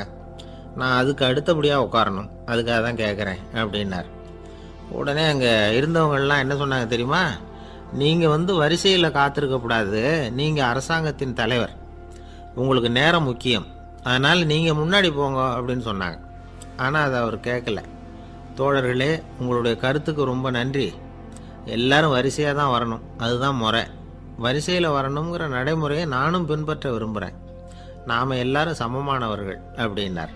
இப்படி சொல்லிவிட்டு வரிசையில் கடைசியாக இருந்த ஒரு நாற்காலியில் போய் உட்காந்துக்கிட்டார். தன் சட்டை பையில் இருந்த ஒரு செய்தித்தாளை எடுத்தார், படிக்க ஆரம்பிச்சிட்டார். ஆனால் அங்கே இருந்தவங்களால இதை வந்து பார்த்துக்கிட்டு சும்மா இருக்க முடியல. ஒருத்தர் எழுந்திரிச்சு வந்தார். ஐயா, இப்போ என்னுடைய முறை வந்திருக்குது, நான் தான் போக வேண்டிய முறை, உங்களை இங்கே காத்திருக்க வைக்கிறத விட ஒரு 5 ஆண்டுகளுக்கு கூட நான் வந்து முடிவெட்டிக்காமே இருந்துட முடியும் அப்படின்னார். அவர் மறுபடியும் சொன்னார், ஐயா நீங்கள் வந்து வரிசை முறையை தாண்டி போக விருப்பப்படல, சரி, ஆனால் என்னுடைய முறையை வந்து மாற்றி கொடுக்கறதுக்கு எனக்கு வந்து முழு உரிமை இருக்குது, இதுக்கு பதிலாக உங்களுடைய கடைசி இடத்த நான் எடுத்துக்கிறேன், இதை நீங்கள் மறுக்க முடியாதுன்னார். அங்கே இருந்த மற்றவங்களும் இதை ஒரு மனசாக வற்புறுத்த ஆரம்பிச்சிட்டாங்க. அந்த பெரிய மனிதர் பார்த்தார், சரின்னு கடைசியாக ஒத்துக்கிட்டார். அவர் யார் தெரியுமா, அவர் தான் மாவீரர் லெனின். ரஷ்யாவில் கிரெம்ளின் சிகை அலங்கார கூடத்தில் தான் இது நடந்தது. எல்லாரும் இந்நாட்டு மன்னர்கள்னு வாயளவில் பேசுகிறதுல என்ன பிரயோஜனம், நாம் எல்லாரும் சமங்கிறத நடைமுறையில் கடைப்பிடிச்சி காட்டினவங்க கொஞ்சம் பேர் தான். அவங்களில் ஒருத்தர் தான் லெனின். வரிசையில் நின்று வர்றதுங்கிறது ஒரு சிறந்த பண்பு, உயர்ந்த பண்பு.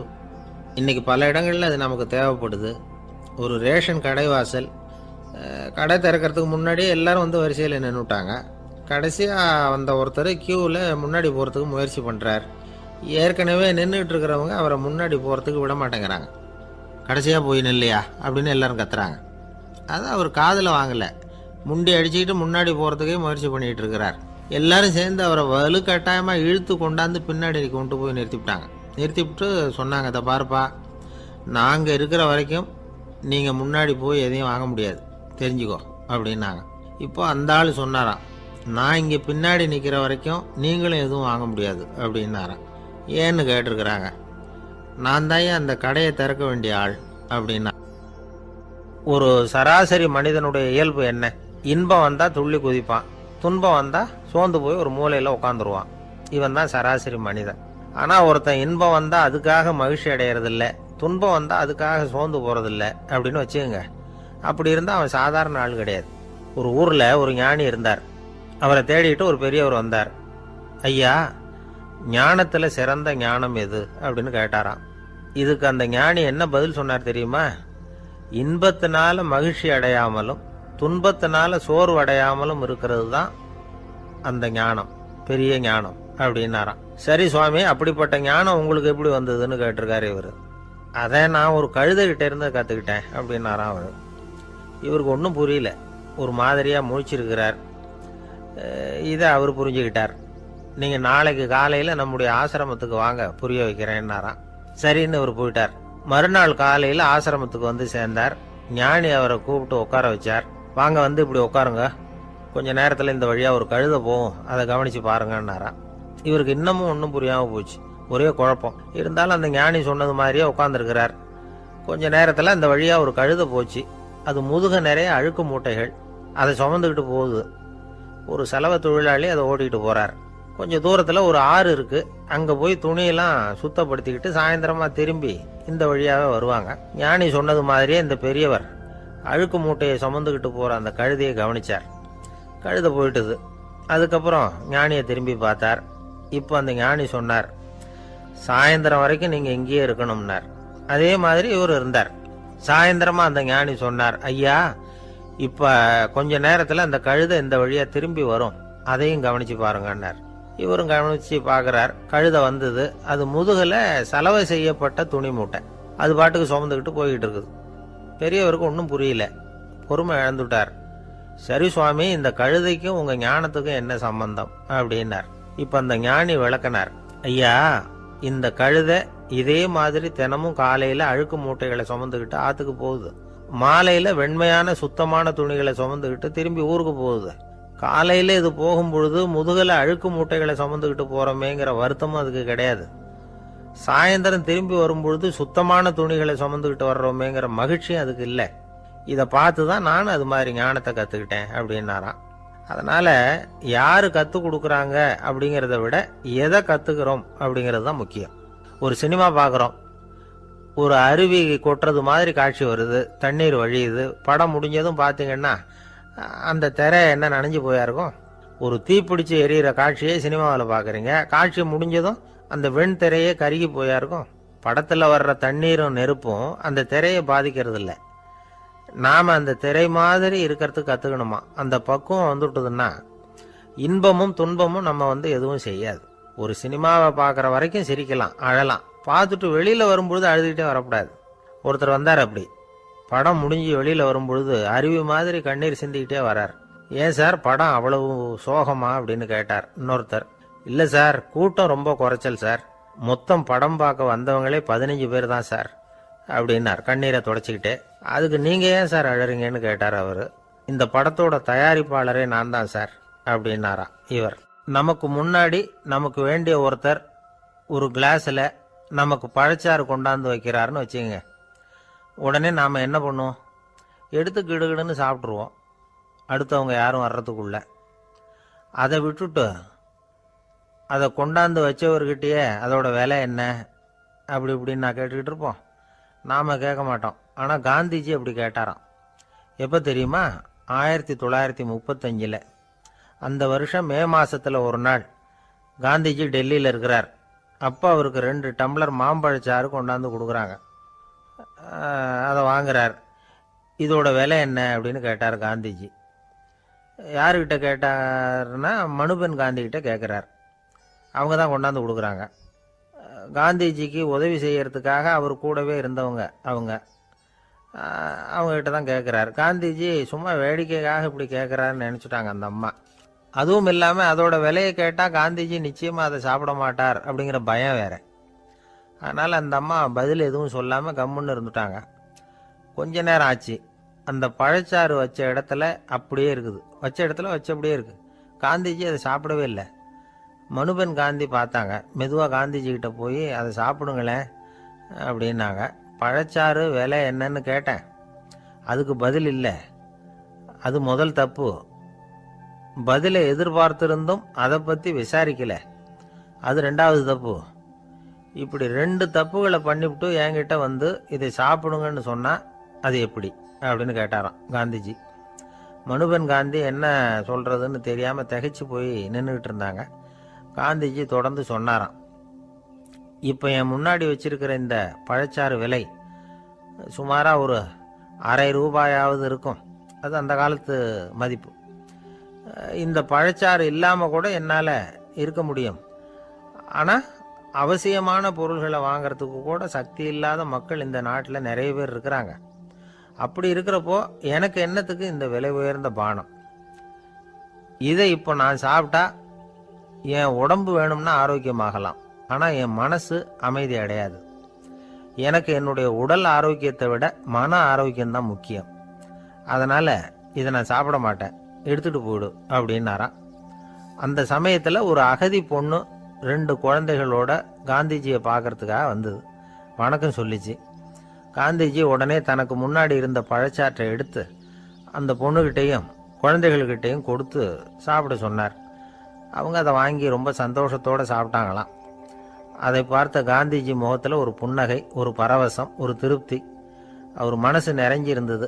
அப்போ அவர் சொன்னாராம், ஆண்டவன் எனக்கு எப்பவும் சரியான சமயத்தில் கை கொடுப்பாருங்கிறது அதுக்கு இதுதான் அத்தாட்சி. நான் ஒரு இக்கட்டான சூழ்நிலையில் இருக்கிறப்ப கூட கடவுளின் கருணையால் அந்த சூழ்நிலை என்னை பாதிக்கலை. என் கூட இவ்வளவு நாள் பழகியும் கூட இங்கே இருக்கிறவங்க எனக்கு அதிக விலையுள்ள பழரசத்தை கொடுத்தாங்க. ஆனால் சரியான நேரத்தில் அதை சாப்பிட வேண்டியவங்களை என்கிட்ட அனுப்பி வச்சு என்னை சந்தோஷப்படுத்தினார் கடவுள், அவருக்கு நன்றி அப்படின்னாராம் மகாத்மா காந்தி. உடல் ஆரோக்கியத்தை விட மன ஆரோக்கியம்தான் எனக்கு முக்கியம்னு சொன்னார் பாருங்க. அதை நாம் எல்லாரும் மனப்பூர்வமாக இன்றைக்கி சிந்திச்சு பார்க்கணும். இந்த காலத்தில் எல்லாரும் அப்படியா நினைக்கிறாங்க? எனக்கு தெரிஞ்ச ஒருத்தர் இருந்தார். தினமும் காலையில் ஒரு காபி சாப்பிட உட்கார்ற நேரத்தில் பக்கத்து வீட்டுக்காரர் வந்து சேருவார் கரெக்டாக. உடனே அவரும் தனக்குன்னு வந்திருக்கிற காப்பியை எடுத்து மனப்பூர்வமாக பக்கத்து வீட்டுக்காரர்கிட்ட கொடுத்துருவார். அதுக்கப்புறம் அவருக்காக வேற காப்பி போட்டு கொண்டாந்து கொடுத்தாலும் வேண்டான்னு சொல்லிடுவார். ஆண்டவனா பார்த்து சரியான நேரத்தில் அவரை எங்கள் வீட்டுக்கு தினமும் அனுப்பி வைக்கிறார் அப்படிம்பார். ஏன் அப்படி சொல்கிறீங்க அப்படின்னு கேட்டோம் ஒரு நாள். அதுக்கு அவர் சொல்கிறார், எனக்கு என்னோட உடல் ஆரோக்கியம்தான் முக்கியம். இதை கடவுள் புரிஞ்சுக்கிட்டு எங்கள் வீட்டு காப்பியை சாப்பிட்றதுக்கு தினமும் அடுத்த வீட்டுக்காரனை அனுப்பி வைக்கிறார் அப்படின்னார் அவர். ஒரு நீதிமன்றம், அங்கே ஒரு கொலை வழக்கு சம்பந்தமாக விசாரணை நடந்துக்கிட்டு இருக்குது. அந்த வழக்கறிஞர் ரொம்ப தீவிரமாக வாதாடிக்கிட்டு இருக்கிறார். தன்னுடைய கட்சிக்காரர் நிரபராதிங்கிறது அவருக்கு நல்லா தெரியும். அதனால தான் அவர் சார்பாக வாதாடுறதுக்கே ஒத்துக்கிட்டார். அப்படி அவர் மும்முரமாக வாதாடிக்கிட்டு இருக்கிற சமயத்தில் அவசரமாக தந்தி ஒன்று வந்து சேர்ந்தது. அதை வாங்கி படித்து பார்த்தார். அதுக்கப்புறம் அதை மடித்து தன்னுடைய கோட்டு பையில் வச்சுக்கிட்டு தொடர்ந்து வாதாட ஆரம்பிச்சிட்டார். பேசி முடித்தார். அதுக்கப்புறம் அங்கே கோர்ட்டில் இருந்த சக வக்கீல்கள் அவர்கிட்ட வந்தாங்க. தந்தி ஒன்று வந்ததே, என்ன விஷயம் அப்படின்னு விசாரிச்சாங்களாம். அப்போ அவர் சொல்லியிருக்கிறார், ஊரில் சிகிச்சைக்காக போயிருந்த என்னுடைய மனைவி இறந்து போனதாக தந்தி வந்திருக்குது அப்படின்னாராம். மற்ற வக்கீல்களுக்கு அதிர்ச்சி. என்னங்க இது, மனைவி இறந்ததை விட கேஸு முக்கியமாக உங்களுக்கு அப்படின்னு கேட்டிருக்கிறாங்க. இறந்து போன என் மனைவி மறுபடியும் திரும்பி வர போகிறதில்ல. ஆனால் என்னுடைய கட்சிக்காரர் ஒரு கொலை வழக்கில் மாட்டிக்கிட்டார். அவரும் நிரபராதி. அவர் உசுரை நான் காப்பாற்ற வேணாமா? இதுதான் என்னுடைய கடமை அப்படின்னாராம். இப்படி இவர் சொன்னதும் எல்லாரும் அப்படியே திகைச்சு போய் நின்றுட்டாங்களாம்.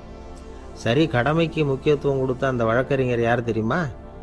அவர் தான் இரும்பு மனிதர் சர்தார் வல்லபாய் பட்டேல். குஜராத் மாநிலத்தில் 1875 அக்டோபர் 31 அன்றைக்கு ஜாவேரி பாய் அப்படிங்கிறவருக்கு 4வது பிள்ளையா அவர் பிறந்தாராம். இந்த ஜாவேரி பாய் யார் தெரியுமா? ஜான்சி ராணி லட்சுமி பாய் போர் படையில் ஒரு வீரராக பணிபுரிஞ்சவர். இளம் வயசில் வல்லபாய் பட்டேல் ரொம்ப சிரமப்பட்டு படிச்சிருக்கார். விடாமுயற்சி வெற்றியை கொடுத்தது. கல்லூரியிலையும் காலடி வச்சார். அதுக்கப்புறம் வக்கீல் பட்டத்தையும் வாங்கினார். பிரிட்டிஷ் ஆட்சி நடந்துக்கிட்டு இருந்த சமயம் குஜராத்தை சேர்ந்த பர்டோலி தாலுகாவில் விவசாயிகள் மேலே அரசாங்கம் திடீர்னு நில வரியை வசதி விட்டு தான். ஏழை விவசாயிகள் ரொம்ப கஷ்டப்பட்டிருக்காங்க. அரசாங்கம் வரி செலுத்தாத விவசாயிகளின் நிலங்களை எல்லாம் ஜப்தி செஞ்சுதான். அரசாங்கத்தை எதிர்க்கிறவங்களையெல்லாம் கைது பண்ணி சிறையில் அடைச்சுட்டாங்களாம். சில பேர் வீடு வாசல் ஆடு மாட்டையெல்லாம் விற்று கூட வரி கட்ட வேண்டிய நிலைமைக்கு ஆளாயிட்டாங்க. வழக்கறிஞர் வல்லபாய் படேல் நில வரியை உடனே ரத்து பண்ணணும் அப்படின்னு பம்பாய் கவர்னருக்கு ஒரு கடிதம் எழுதினார். எந்த பலனும் இல்லை. உடனே எல்லா விவசாயிகளையும் அணி திரட்டினார். அதுக்கு தானே தலைமை தாங்கினார். சத்தியாகிரகம் நடத்தினார். அந்த பகுதியில் எந்த வேலையும் நடக்கலை. வேறு வழி இல்லை. ஆட்சியாளர்கள் உடனே வரியை ரத்து பண்ணாங்க. சிறையில் இருந்தவங்களெல்லாம் வெளில விட்டாங்க. 1928 ஆகஸ்ட் 6 சர்க்காருக்கும் விவசாயிகளுக்கும் இடையில் ஒரு உடன்பாடு ஏற்பட்டது. அதுக்கப்புறம் தான் நிலைமை சரியாக போச்சான். வல்லபாய் படேலின் பொது சேவையை பாராட்டின பொதுமக்கள் அவருக்கு சர்தார் அப்படிங்கிற பட்டத்தை கொடுத்தாங்களாம். சர்தார்னா தலைவர் அல்லது தளபதின்னு அர்த்தம். இரும்பு மனிதர்னு இவருக்கு பேர். இருந்தாலும் நகைச்சுவை உணர்வும் இவருக்கு நிறைய உண்டு. ஒரு தடவை ஒரு பத்திரிகை நிருபர் வந்திருக்கார். சர்தார் பட்டேல்கிட்ட அவருக்கு பிடிச்ச பண்பாடு கலாச்சாரம் எது அப்படின்னு கேட்கணும்னு ஆசை. அதனால் அவரை பார்த்து கேட்டாராம், ஏங்க உங்களுக்கு பிடிச்ச கல்ச்சர் எது அப்படின்னு கேட்டிருக்கார்.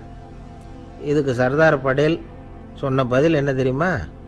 எனக்கு பிடிச்ச கல்ச்சர் அக்ரிகல்ச்சர் அப்படின்னாராம். ஒருத்தர் குதிரை ரேஸுக்கு போனார். பணம் கட்டினார், தோற்று போயிட்டார். மறுபடியும் போனார், பணம் கட்டினார், தோற்று போனார்.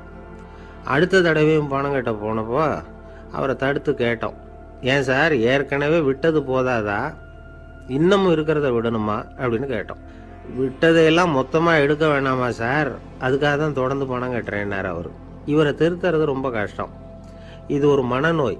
மனநோய்களில் பல வகை உண்டு. மனநோய்கள் பிரிவு அட்டவணையில் சூதாட்டம்ங்கிறது அவதியுறும் நோய் அப்படிங்கிற தலைப்பில் வருது. சூதாட்டம் 2 வகைப்படும்னு சொல்கிறாங்க உளவியல் நிபுணர்கள். ஒரு வகை எப்படின்னா, நண்பர்களோடு சேர்ந்துக்கிட்டு மகிழ்ச்சியும் கிளர்ச்சியும் அடையிறதுக்காக ஈடுபடுறது. பிரச்சனைகளை தீர்க்கறதுல ஒரு ஆர்வம். கேளிக்கைக்காக கொஞ்சம் விட்டு பிடிக்கிறது அப்படிங்கிற மனுஷனுடைய அடி மனசில் உள்ள விபரீத பிணைய சுபாவம், இதெல்லாம் அதுக்கு காரணம். இன்னொரு வகை எப்படின்னா, சூதாட்டத்தில் ஈடுபட்டு ஒரு கட்டாய நிலைமைக்கு ஆளாயிடுறது. ஈடுபடு அப்படின்னு மனசு ஒரு வெறித்தன்மையை தூண்டிக்கிட்டே இருக்கும். இப்படிப்பட்டவங்களுக்கு நாம் தோத்துக்கிட்டு இருக்கோங்கிறது தெரியும். நாம் ஜெயிக்கிறதுக்கான சந்தர்ப்பம் இல்லைங்கிறதும் தெரியும். இதனால் நமக்கும் கஷ்டம், நம்ம சுற்றி இருக்கிறவங்களுக்கும் கஷ்டங்கிறதும் புரியும். அப்படி இருந்தும் சூதாடுவாங்க. இதுக்கு காரணம் சூதாடியின் பகற்கனவு அப்படிங்கிறாங்க நிபுணர்கள். இந்த நிலைமைக்கு கட்டாய சூதாட்டம் அல்லது நிர்பந்த சூதாட்டம் அப்படின்னு பேர் வச்சிருக்கிறாங்க. இப்படிப்பட்ட ஆசாமி இருக்கிறது பூரா விட்டுருவான், கடன் வாங்குவான், திருடுவான். இருந்தாலும் என்னைக்காவது ஒரு நாள் ஜெயிச்சிருவேன் அப்படின்னு சொல்லிக்கிட்டே இருப்பான். விட்டதை எடுத்துருவேங்கிற ஒரு நம்பிக்கை சுடர் அவனுக்குள்ளே எரிஞ்சுக்கிட்டே இருக்கும். இவனை மனநோயாளி அப்படின்னு சொல்லிட முடியாதான். என்ன காரணம்னா, இது மாதிரி ஆளுங்க கிட்ட மன போராட்டமோ கவலையோ பதட்டமோ இருக்கிறது இல்லை. சில விசேஷமான குணங்கள் இவங்க கிட்ட உண்டு. எதிர்ப்பு உணர்ச்சி, சிறுபிள்ளைத்தனம், சட்ட திட்டங்களையும் சம்பிரதாயங்களையும் உட தெரியாத மனப்போக்கு, பொறுப்பில்லாத தன்மை, நெறிதவறி நடக்கிறது எல்லாம் இவங்ககிட்ட உண்டு. ஆனால் வெளிப்பார்வைக்கு ரொம்ப சிநேகமாக இருப்பாங்க, அன்பாக இருப்பாங்க. அப்படி இருக்கிறதாக காட்டிக்குவாங்க. ஆதாயம், சுயலாபம் இதெல்லாம் கருதி தான் பழகுவாங்க. இவங்க கேட்குறப்ப நாம் பணம் கொடுக்கலன்னு வச்சுக்கோங்க, நம்மளை கை விட்டுருவாங்க. நம்ம மேலே அபாண்டமாக பழி சுமத்துறது கூட தயங்க மாட்டாங்க. தங்களுடைய சூதாட்ட நடவடிக்கைகளுக்கு சாதகமான காரணங்களை சொல்லிகிட்டு இருப்பாங்க. நீ வேணும்னா பாரு, ஒரே நாளில் நான் இழந்ததையெல்லாம் மீட்டு லட்சாதிபதி ஆறேன்னா இல்லையா பாரு அப்படிம்பாங்க. தோற்று போகிறத ஒரு படிப்பினையாக இவங்க எடுத்துக்கிறதே இல்லை. தோற்று போகிறதுலேயே இவங்களுக்கு ஒரு அலாதியான சுகம். தனக்குத்தானே துன்பத்தை வரவழைச்சிக்கிட்டு இன்பம் அடையிறதுக்கு தன்வதை சுகம் அப்படின்னு பேர். இவங்கெல்லாம் அந்த ரகம். சில பேர் எப்படி தெரியுமா, மந்திர எண்ணங்களை வரவழைச்சிக்கிறது, சூதாடுறதுக்காக ஆஃபீஸில் கையாடல் பண்ணுறது, அடுத்தவங்க கிட்ட இருந்து திருடுறது. இந்த மந்திர எண்ணம் தீவிரமாச்சுன்னா ஒரு மாதிரியாக பேச ஆரம்பிச்சிருவாங்க. தோல்வி தான் சார் வெற்றிக்கு முதல் படியும்பாங்க. தன்னால் பகடக்காய்களையும் குதிரை ஓட்டிகளையும், அதாவது இந்த ஜாக்கிகள், அதெல்லாம் கட்டுப்படுத்த முடியுங்கிற பித்து நிலைக்கு இவங்கெல்லாம் தள்ளப்பட்டுருவாங்க. சில சூதாடிகள் ஆராய்ச்சி பார்த்ததில் என்ன தெரிய வந்தது தெரியுமா, அவங்கெல்லாம் குழந்தை பருவத்தில் அன்புக்காக ஏங்கினவங்களாம், புறக்கணிக்கப்பட்டவங்களாம், உதவிகளை பெற முடியாதவங்க, இப்படிலாம் இருந்திருக்கிறாங்க. இவங்க வளர வளர மற்றவங்க சௌகரியம் பற்றி அக்கறை இல்லாதவங்களா ஆயிடுறாங்க. அதிர்ஷ்ட தேவதை தன்னோட இருக்கிறாங்க அப்படிங்கிற அசையாத நம்பிக்கை இவங்களுக்கு. இவங்களை திருத்துறது ரொம்ப கஷ்டம். அதனால் பந்தயம், சூதாட்டம் இது மாதிரியான விஷயங்களை விட்டு விலகியே இருக்கிறது தான் நமக்கு நல்லது. ஒரு ஆள் சொன்னான், என்னுடைய குதிரை வேகமாக ஓடுறதுக்கு என்ன வழி அப்படின்னு கால்நடை மருத்துவர்கிட்ட யோசனை கேட்டேன்.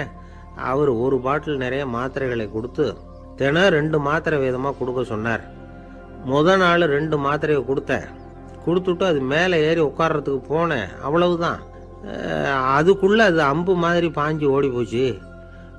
நான் இன்னும் உட்காரவே இல்லை, அதுக்குள்ளே பாஞ்சு ஓடி போச்சு அப்படின்னா. அடடா, அப்புறம் நீங்கள் என்ன பண்ணீங்க அப்படின்னு கேட்டாங்க.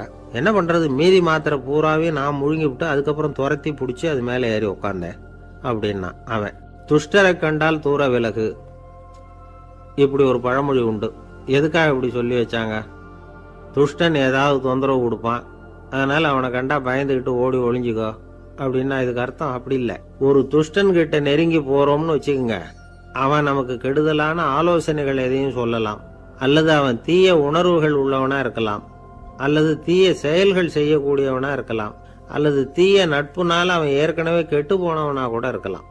இப்படிப்பட்டவனை நெருங்கி போனா அவனோட பாதிப்பு நமக்கும் வந்துடும். அதனால விலகி போ அப்படின்னு சொல்றாங்க. இதையே கொஞ்சம் விவரமா இப்ப பார்ப்போமே. இப்ப இந்த துஷ்டர்களை 4 வகையா பிரிக்கிறாங்க. இந்த 4 வகைக்கும் உதாரணம் வேணும்னா வேற எங்கேயும் போக வேண்டியதில்லை, மகாபாரதத்தை பார்த்தாவே போதும். அதுல இந்த 4 வகையான தீயோரும் வர்றாங்க. முதல் வகைக்கு உதாரணம் சகுனி. இவன் மனசுல எப்பவும் தீய எண்ணங்கள் தான் நிறைஞ்சிருக்கும். கனவுல கூட தீய ஆலோசனைகள். யாராவது ஒருத்தர் நல்லபடியா வாழ்ந்தா அதை இவனால சகிச்சிக்க முடியாது. இப்படிப்பட்டவனோட நெருங்கிய தொடர்பு துரியோதனனுக்கு கிடைச்சது. துரியோதனன் எப்படின்னா, அவன் ஏற்கனவே தீய காரியங்கள் செய்யறதுக்கு தயங்காதவன். அப்படிப்பட்டவனுக்கு தீய போதனைகள் செய்யறதுக்கு சகுனி உதவுனான். இந்த 2 பேரோட சகவாசம் இன்னொருத்தனுக்கு கிடைச்சது. அவன் யாருன்னா துச்சாதனன். அவன் தீய நடத்தை உள்ளவன். இந்த 3 பேரும் ஒன்று சேர்ந்தா என்னத்துக்கு ஆகும்? உலகமே கெட்டு போடும்ல. இந்த 3 துஷ்டர்களோட நல்லவன் ஒருத்தன் சேர்ந்தான். அவன் தான் கர்ணன். கர்ணன் இயல்பாவே உத்தம குணம் உள்ளவன். அவன் நல்லவங்களோட சேராம இப்படிப்பட்ட கெட்டவங்க கிட்ட நட்பு வச்சுக்கிட்டான். அதனால அவனும் தீய செயல்களில் ஈடுபடுறது மாதிரி ஆயிடுது. துரியோதனனுடைய நண்பனா அவனுடைய ஆதரவுல வளர்ந்ததுனால அவனுக்கு துணையா இருக்க வேண்டி இருக்குது அப்படின்னா. நட்பு உரிமையினால உதவி புரிய வேண்டியது சரிதான், அது தப்புன்னு சொல்ல முடியாது. இருந்தாலும் தீய செயல்களுக்கு உதவி செய்யறது சரியில்லை. புத்தி பலம் புஜ பலம் எல்லாம் இருந்தா கூட தெய்வ பலம் இல்லைன்னா ஜெயிக்க முடியாது. கர்ணன் மகா வீரன். இருந்தாலும் கடைசியில் அவன் கதி என்னாச்சு? அவங்ககிட்ட எல்லா நல்ல குணங்களும் இருந்தது. இருந்தாலும் ஏன் இப்படி ஆச்சு? தீயவர்களுடைய சேர்க்கை தான் காரணம். அவங்களோட சேர்ந்ததுனால இவனையும் அப்படியே நினைக்க ஆரம்பிச்சுட்டாங்கல்ல. 4 வகை துஷ்டர்கள்ல இவனும் ஒரு வகை அப்படின்னு சொல்ல ஆரம்பிச்சிட்டாங்க. அதாவது தீய ஆலோசனைக்கு சகுனி, தீய உணர்வுகளுக்கு துரியோதனன், தீய செய்கைக்கு துச்சாதனன், தீய நட்புக்கு கர்ணன். இப்படி உதாரணமாயிட்டான். அதனாலதான் துஷ்டரை கண்டால் தூர விலகு அப்படின்னு சொன்னாங்க. அது புராண காலம். இப்பெல்லாம் நிலைமை கொஞ்சம் வேற விதமா இருக்குது. அன்னைக்கு ஒரு நாள் அப்படிதான் ஒரு காட்டு பாதையில யாரோ ஒருத்தர் அடிபட்டு கிடந்தார். யாரோ ஒரு துஷ்டன் அவனை அடிச்சு போட்டுட்டு போயிட்டான் போல இருக்கு. அந்த வழியா போன ஒருத்தர் பரிதாபப்பட்டு அவனை போய் தூக்குனார். ஆறுதல் சொன்னார். இதை பாருங்க, இந்த வழியா எப்பவும் தனியா வரக்கூடாது. ஏன்னா இங்க ஒரு ரவுடி இருந்துகிட்டு வர்றவங்க போறவங்களெல்லாம் வழிப்பறி பண்ணிட்டு இருக்கிறதா கேள்விப்பட்டிருக்கிறேன் அப்படின்னாராம். இனிமே அப்படி கேள்விப்பட மாட்டீங்க அப்படின்னு அந்த ஆளு. ஏன்னு கேட்டிருக்காரு இவர். அவன் சொல்லியிருக்கான், நான் தான் சார் அந்த ரவுடி. இந்த வழியா போனவங்க கிட்ட தகராறு பண்ணேன். அவங்க தான் என்ன இப்படி அடிச்சு போட்டு என்கிட்ட இருந்த பணத்தையெல்லாம் பிடிங்கிட்டு போட்டாங்க சார். காலம் ரொம்ப கெட்டு போச்சு அப்படின்னு நானா ரொம்ப பரிதாபமா. ஒரு அழகான கடற்கரை. சுற்றுலா பயணிகள் நிறைய பேர் அங்கே போகிறது வழக்கம்.